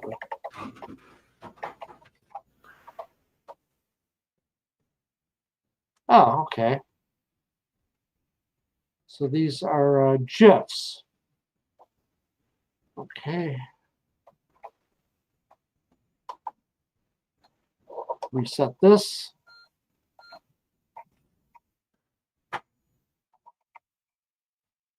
I'll go to G for graphic. No, that's not it. A.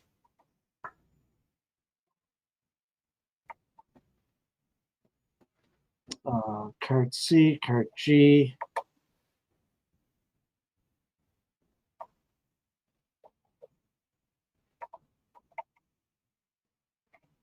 Go to D.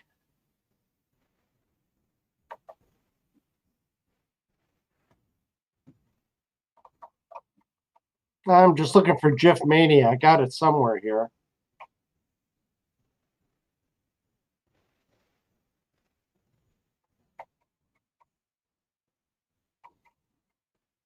Maybe it's over here. Now you see why I gotta make a list and actually reorganize some of this because I don't know what I actually have anymore on this thing.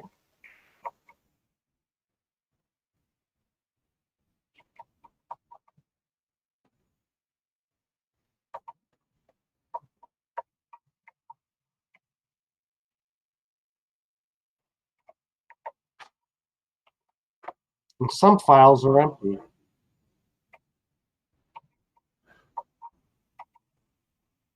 Hmm.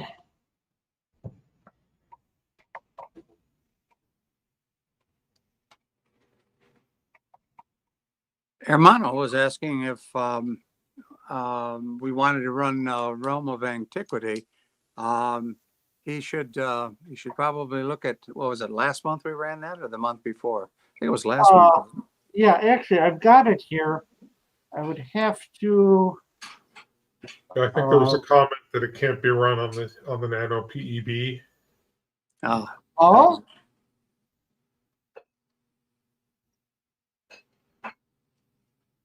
Okay, but he could go back to last month's and see our demo of it, I guess.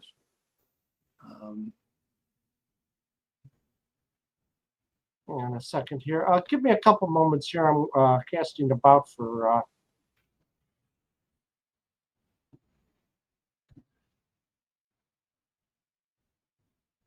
Here it is.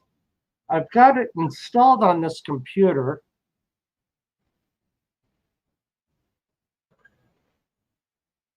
And let me add a.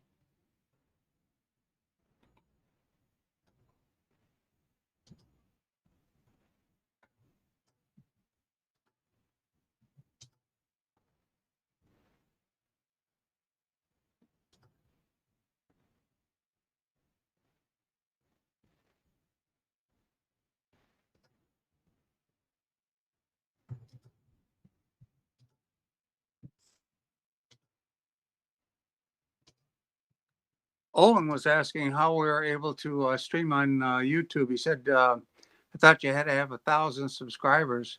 I think I don't think Well, we worked around that. It was actually the mobile streaming application that had that requirement. Oh. If you're using the desktop streamer or a direct ingest live stream, you can still pretty much do it without any real restrictions. I think the only thing you have to do is you have to go through a verification process if you want to be able to do longer length live streams.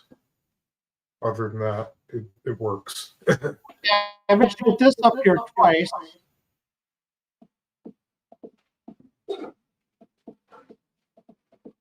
I think we lost one of your cameras. Yeah.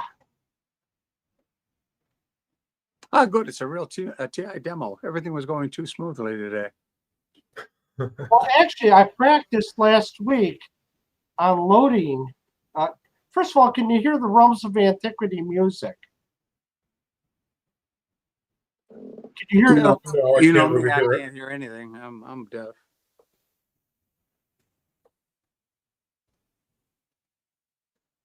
I practiced doing this last week.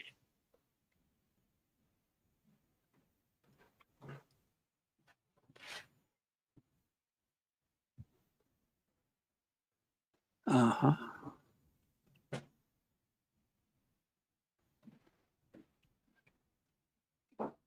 Okay, now I got two TI screens.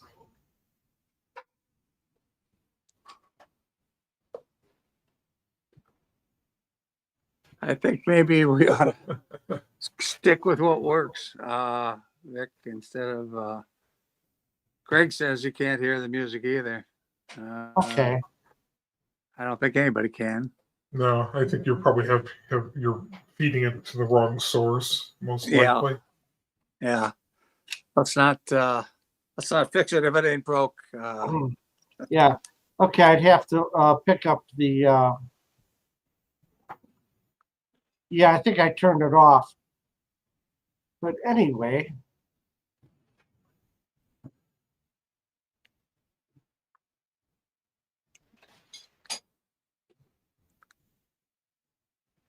Oh, here. Duh.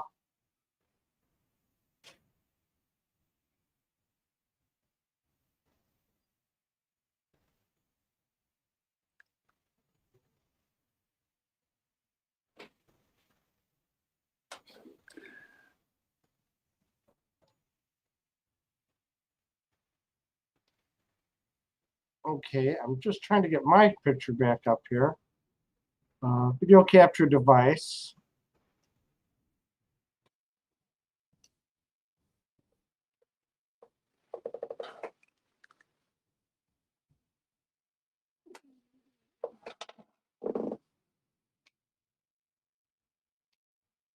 Yeah, there we go.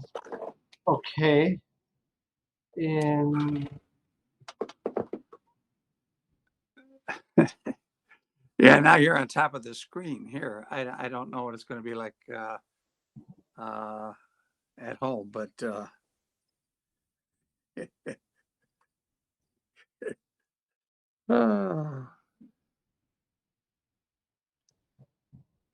okay.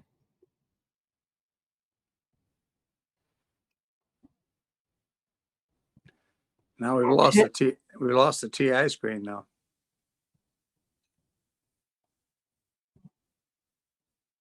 Yeah, I like this OBS software studio because I can do Yeah. stuff like this that I couldn't do before. Okay, I got 3 video capture devices. Oh, It's working. Good. start streaming, start recording. I think what it is I recorded a video of Realms of Antiquity, but I don't know how to use this. You can add another source that brings in a video if you want to do a VLC setup. A VLC video source. Yeah. Audio And then- input, color, display capture, game capture. The VLC will be able to make a movie show. Kind of like Okay. that. Ha ha. Can you say recursion?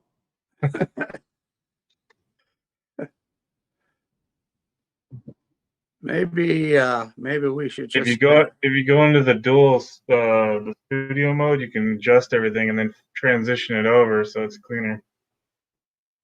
Oh, studio mode. And then you see what you have and what you're gonna broadcast. Uh-huh. No, I think I better knock it off while I'm ahead here. I did do like a 10 minutes in the Realms of Antiquity, and I recorded it and saved it somehow. Game capture, image slideshow, media source. Is it a movie video? Is it a video? Well, I've got it running on my desktop computer right now. You could do a screen capture as a source. That's what I was trying here. I'm going to disturb something. might be a project for next month. Yeah. Like I said, I rather only than got some disassemble stuff. everything now. We've got less than 30 minutes. You gotta rotate the camera now. It's upside down. Put the camera upside. Okay. There we go. More one way it's going to get. Okay, so this is Realms of Antiquity running on the Windows machine. I'm not running on a TI. This is using the existing. I think you got a mirror effect too, by the way. Yeah, Yeah, it's backwards. This is running on the existing emulator is what I wanted to say. Let me close that. Let me close that. Let me minimize this. If I go to my files, I can go to Realms of Antiquity, and I can go to the uncompressed folder, games.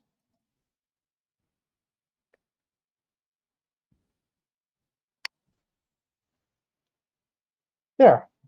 And the emulator just took a few seconds to start, and you can press the enter key, and we can continue the adventure. And this is where I had a ham sandwich, was at the village. Before I had hero sandwich, and I didn't like the way that game went, so I changed it over to ham. And he's the little guy in the middle of the screen. And we're leaving the fields here. I wanted to explore a little bit. Yeah. And you can go into this one house here with the yellow door, and you can move up, move down, and there's a room with a bed. And here's a room with, notice the weird display here. I'm standing in front of a blue circle. That's a window. So that's what you can see out through the window. If I move to the side, the brick wall is blocking that view. So Adam has done a whole lot of good work on having, there's a tree in the middle of the field, and it casts a shadow behind it because you can't see it. So now if I move down, I can talk to this guy. And this is the mayor of Althorpe. So I can press 1 for Althorpe. And it's a small, quiet town. We farm the land, herd goats, and live in peace. Yeah, so it, say goodbye to them. Yeah, so it works good. This is Windows 10 running the emulator that came with the game. But one thing you shouldn't do is go into this small building here. Oh no, that's the general goods store.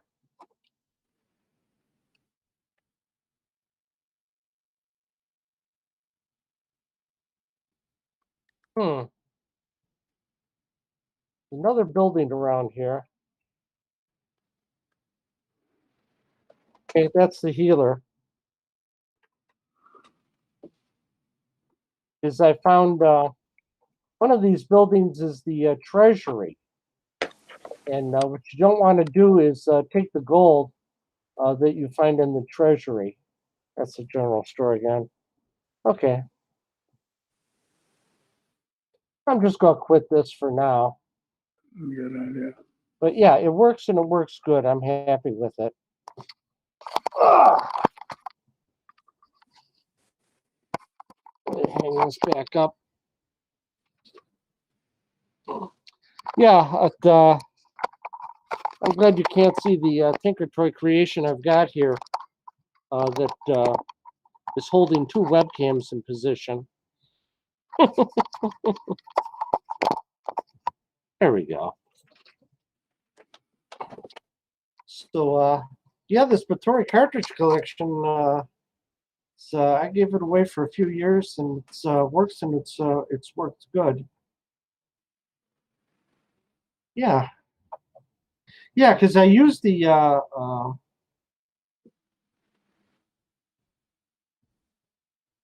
OBS to record a short video of going through Realms of Antiquity, and I'll just have to practice with it when we're offline, and that way I can do a good demonstration.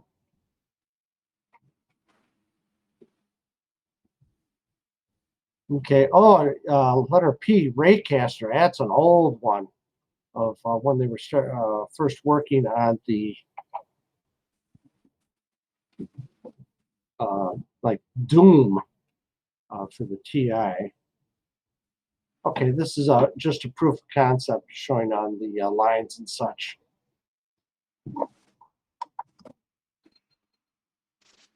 No, that wasn't Raycaster.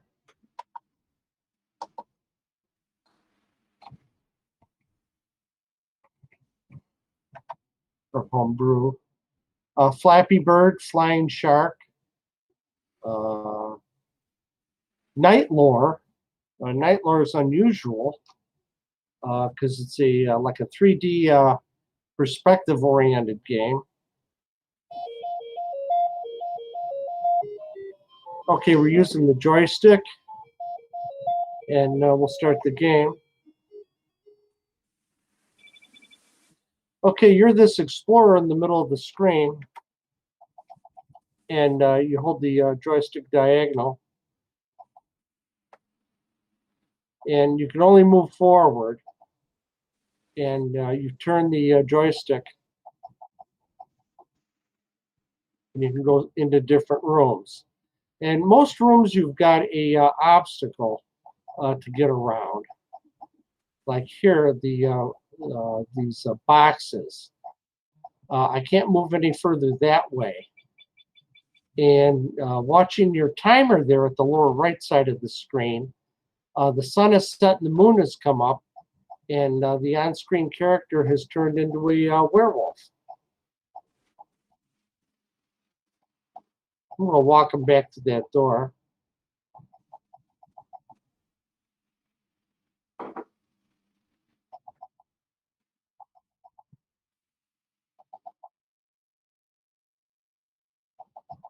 Control's a little tricky here. Go through that door. Okay, so this is a good one. Now the moon is set and the sun's come out. You've turned into a human again. This is a little tricky. It's difficult for me to play the game and describe what's going on. But what you've got here is you've got a stack of blocks, and you got that trunk there. And you have to move the trunk. So you can get to the top of that stack of blocks and get the diamond that's on top. It's been a while since I've played this, and I think you have to push there. You push these tables a little bit.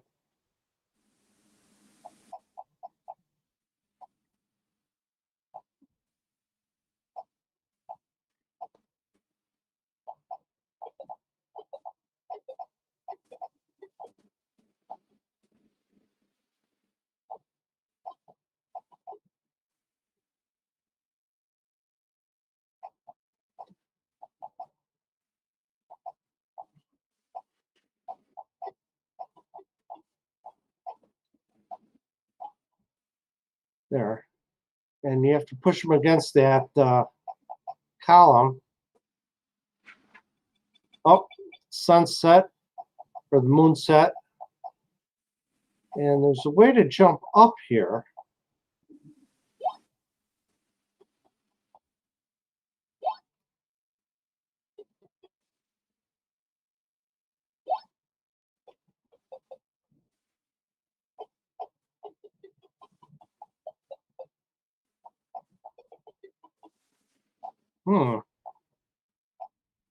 I got the diamond down on the floor. Maybe I should read the instructions, but you see you can't jump up on that column directly from the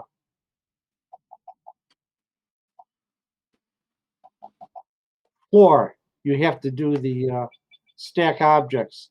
Now the sunset's turned into a werewolf again.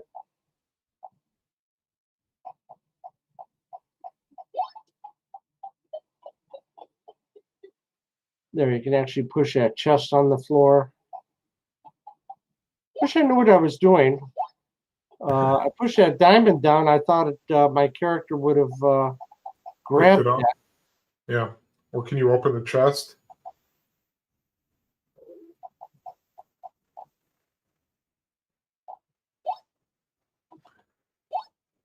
Pressing the fire button. Is there a key on the keyboard that you have to hit to do that? Like an O for open or?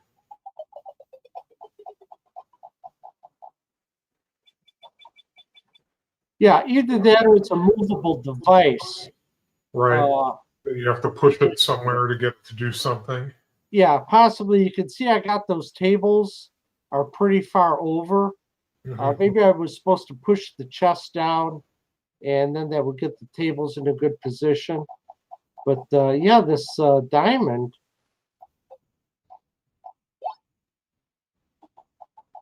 Oh, there we go. I made you jump on top of the diamond exactly perfect. Ah, And see how it's in the lower left corner. yeah, I can see it's, I guess that's your inventory. Uh-huh. What happens when you jump on the chest?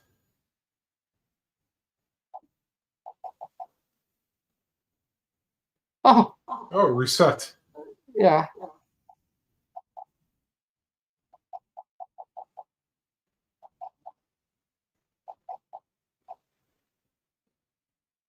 Of course, I'm using the TI joysticks here. They do give you an option of using the keyboard on this. Of course, I pushed it. All the way to the edge of the room.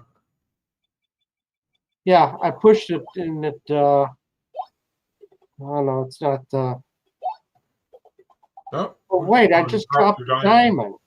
Doggone it, that's not what I was trying to do.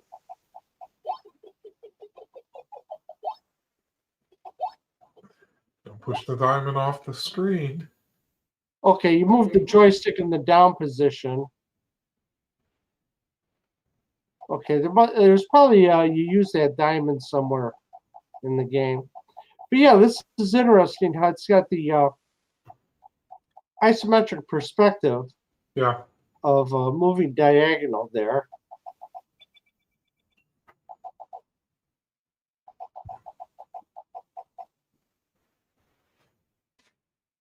Okay, here's a good one. You got these blocks. You got that ball rolling around there, and you got these spiky things that you probably shouldn't jump on.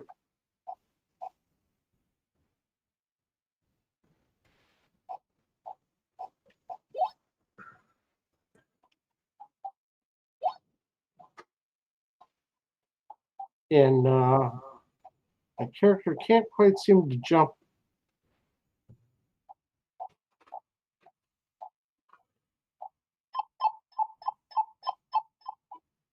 I walked into a spiky thing.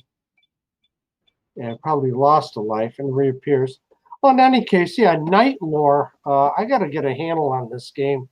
Maybe look up the docs, see how you play it, what you're trying to do. Restart it. Yeah, here's the start of the.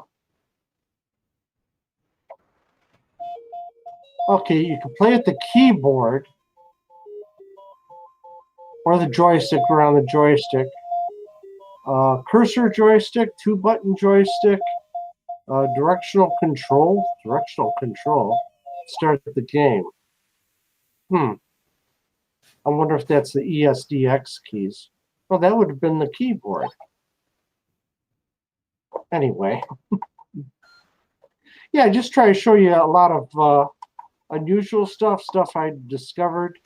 The past month I was working on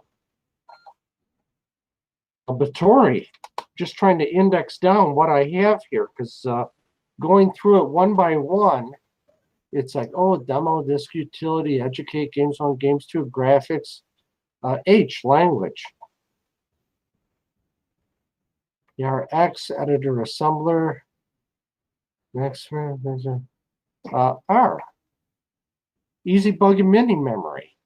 Okay, so there's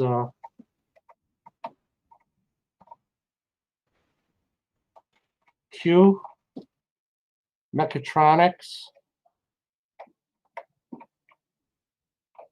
Let's start from the top. B, ARCs, editor, assembler.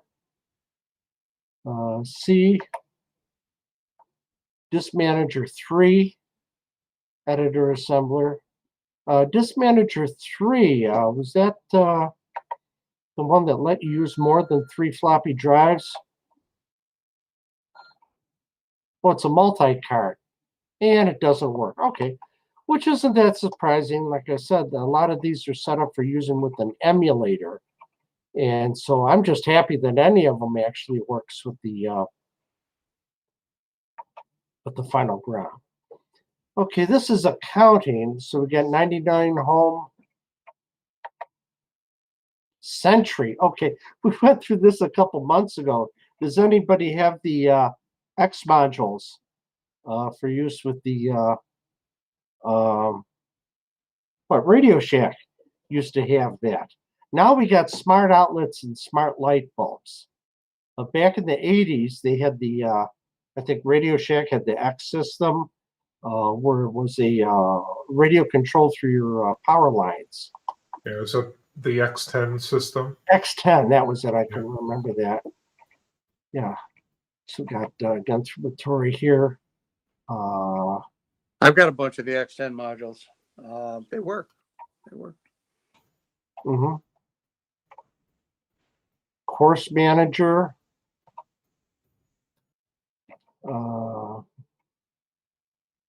G. Oh, budget management.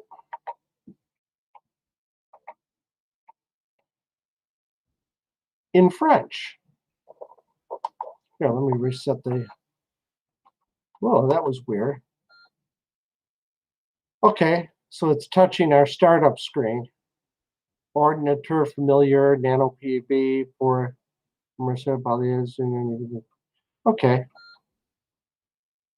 Use basic, equation library, budget, go with 3.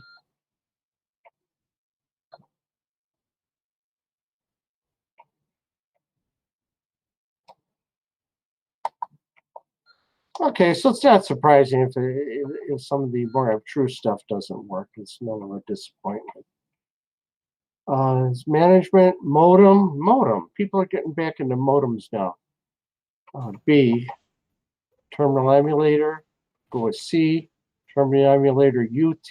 Everybody know what a UT is? Arcade Shopper made the comment that he still uses his X10 stuff. Oh.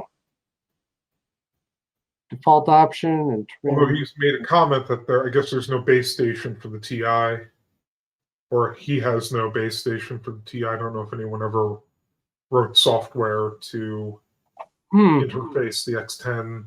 Yeah, because I was running that and it said it couldn't find the controller. So I didn't know if it was trying to talk through a RS-232 or something to the regular base station, if that was an option.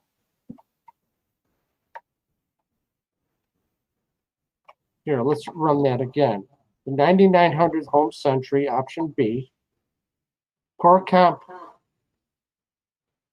Check controller connection. All right, there was something else there at the bottom of the screen that said just for a second. Let's reset it. Do it again. Loading controller information. Check control.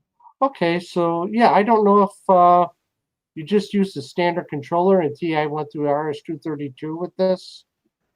Yeah, because I think there are probably some that communicate via RS-232, so that would probably be would be a great card to the path of least resistance. But I think there were also some parallel port versions for base stations as well.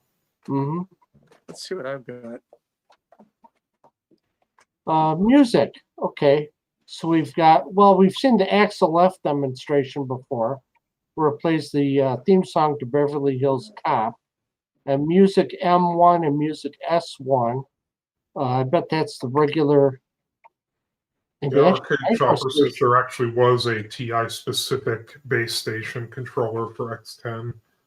Yeah, I'd have to look through every copy of wondering how that would 99 was it a PED card, or was it the offsite port connector?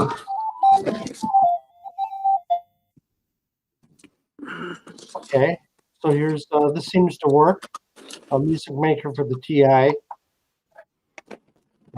Sorry, it's the file. What do I do with all the cards? Music. Music S. Music SDA. Boy, it sounds familiar. I don't remember what that is. why it comes up Music SDA instead of Music Maker. What down there doing our carts? What was the Commodore? Ah, Music files that were being told at the fair what That about was 5 Invention 8 9. years ago. I forget what format that was called. Oh, it's they typically refer to it just as simply as a SID format, and it had the SID. .mus extension. All right, Back because you in the needed a days, and there were special modern re-implementations card of for that. TI to run them, because you needed the music cartridge out of a Commodore. And there's only so many of those in existence. Yeah, I mean that's not just a music cartridge, but I mean it's a piece of silicon that was produced by MOS Technology, and yeah, the only practical sources for the originals are to pull it out of a machine. Mm-hmm.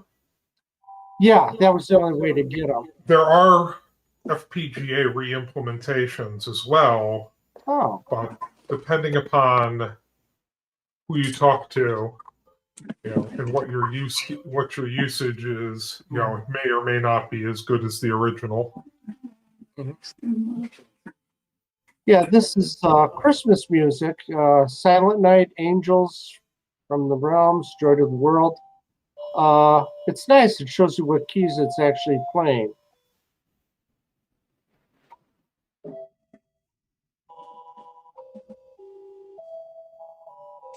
Angels. And 3, Joy to the World.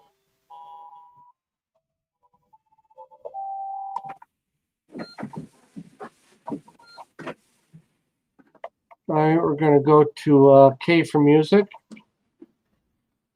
On songs. Sorghum. Sorghum was always fun.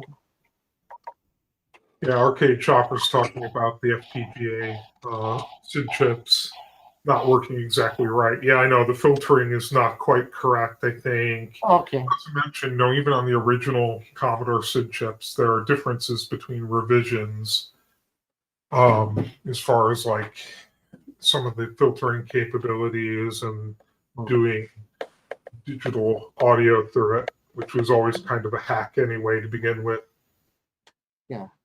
Yeah, this is interesting. This is another one. I think I should take a photo of this screen, because I think this screen disappears when you actually start using it. Yeah, it's like 2 or 3 screens of instructions. 4 screens, 5 screens.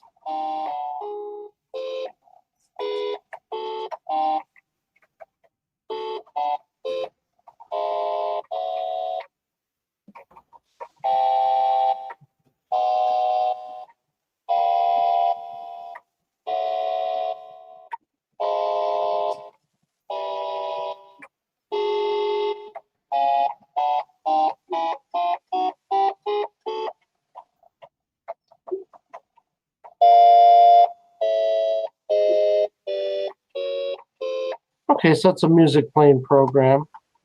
It's hard enough trying to play with the keyboard. Now you got to try to figure out how to use the TI keyboard. Okay, so we're at what, K for music? And the last thing is G for sound T. And there's nothing there. I would imagine that would have been Soundtrack Trolley. Okay, L for other. Only one of one files here. Class database. B. Class data recorder. C. DBM. Oh yeah, DBM. Great program. D. Modi. Encode it. F. MBX. MB challenge. Was that baseball? Well, there's only one. Yeah. The Super Baseball Challenge for the MBX expansion system won't work unless you got the MBX installed. That makes sense. Well, it's the one cartridge they have. I believe it has a red label, where all the other Soundtrack Trolley and Bigfoot and Superfly and everything They all work. So Ken is lurking in the background on chat, and he was asking you about basic tutorials for the TI that you had recommended some in the past. He was wondering if you would reiterate that. Yes, in the there's disk-based programs. I have two different disks. One's Teach Yourself Basic, and the other's Teach Yourself Extended Basic. And I imagine you could also get those on cassette too. And they were excellent demonstration programs. I think they're in the Tiger Cub library also, under Teach Yourself Basic and Teach Yourself Extended Basic. I think they're in our library as well. Yeah. Let me take a peek here. Yeah, unfortunately, that's in another room. Our listing on our librry. I know we're coming up sort of on the end of our yeah. There's published block of time, so maybe we can yeah. tackle I some have beginner stuff demonstrated those again in the a future. few years ago. The Teach Yourself Basic series and the Teach Yourself Extended Basic series, and they're excellent. And Hal, I'm pretty sure you're right. They're in the Chicago User Group library, and they're in the Tiger Cub library, and Would make a great yes. demo, I think, if we did it maybe next month. Yeah, it's been 3 or 4 years since I've run a demo on those. Well, we're almost out of time today. We've got. I will. Don't know how Ken got that come up on the screen, but he said he'll check them out. I was going to tell you. Oh, I was going to tell you something, and it slipped my mind. I guess after we got off the air, I've got some things to discuss with the group. Okay. Yeah, here's the Chicago Library, and this index only shows them up. And if I go to catalog them, like I'll go to catalog disc number 2, upper left part of the screen name, Chicago 0002, and there's the programs that are in it. And so this is cumbersome. This is yet something else that I printed out. So I could just look at it. In the Chicago Library, we've got the paper catalogs, and they got the listing of all the programs and a brief description. Yeah, I've got scans of those from when I borrowed your binder. Yeah. At some point, I'm going to run them through OCR and make them available. I think there's also a cross-reference. So if you look for a program by a certain name, it tells you what disk it's on. Yeah, not to mention, I just last month rescued the Windy City 99 collection of stuff. So there are even more printed disc catalogs for more archaeology. Mm-hmm. Yeah, as you can see, all we did was well work as a lot on of newsletters and some magazines. I worked on just one facet of my final ground, but over here to the right on the Nano, I got thousands of discs of that are stacked up there, and just trying to index them. You know, what's in them. Fortunately, a lot of these have their own printed catalog already. I think we're at the end of the show, Vic. It's 4:00. I think maybe we ought to sign off and always leave them wanting more. Always leave them wanting more is what I was trying to say. Mm-hmm. It's a rented tongue today. You have the radio announcer's face and the television announcer's voice. Yeah, That's it. That's it.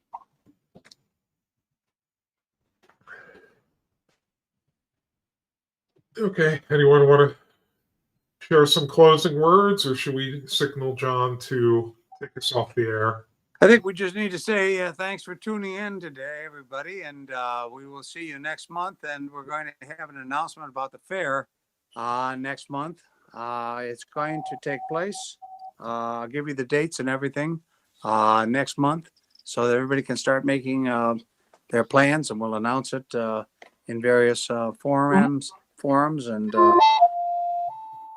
here we go. Everybody stand up and salute. Yes.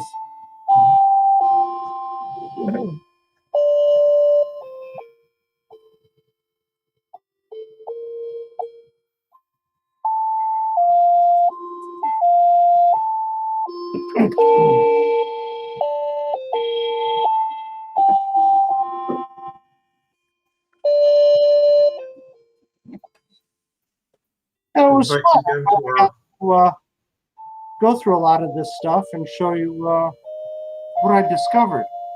Stuff I've had for 5 years and I didn't know I had. and thanks again to all our viewers and the people who joined us in chat today. Mm-hmm. And I'll see if I can practice on with OBS here on actually capturing a screen from like Rome's of Antiquity, so I can present that. There's not that many buttons on this screen. I should be able to figure it out. I used to be able to record it. So, All right. well, that's it for me. So, everybody have a good I'll night. wrap it up then.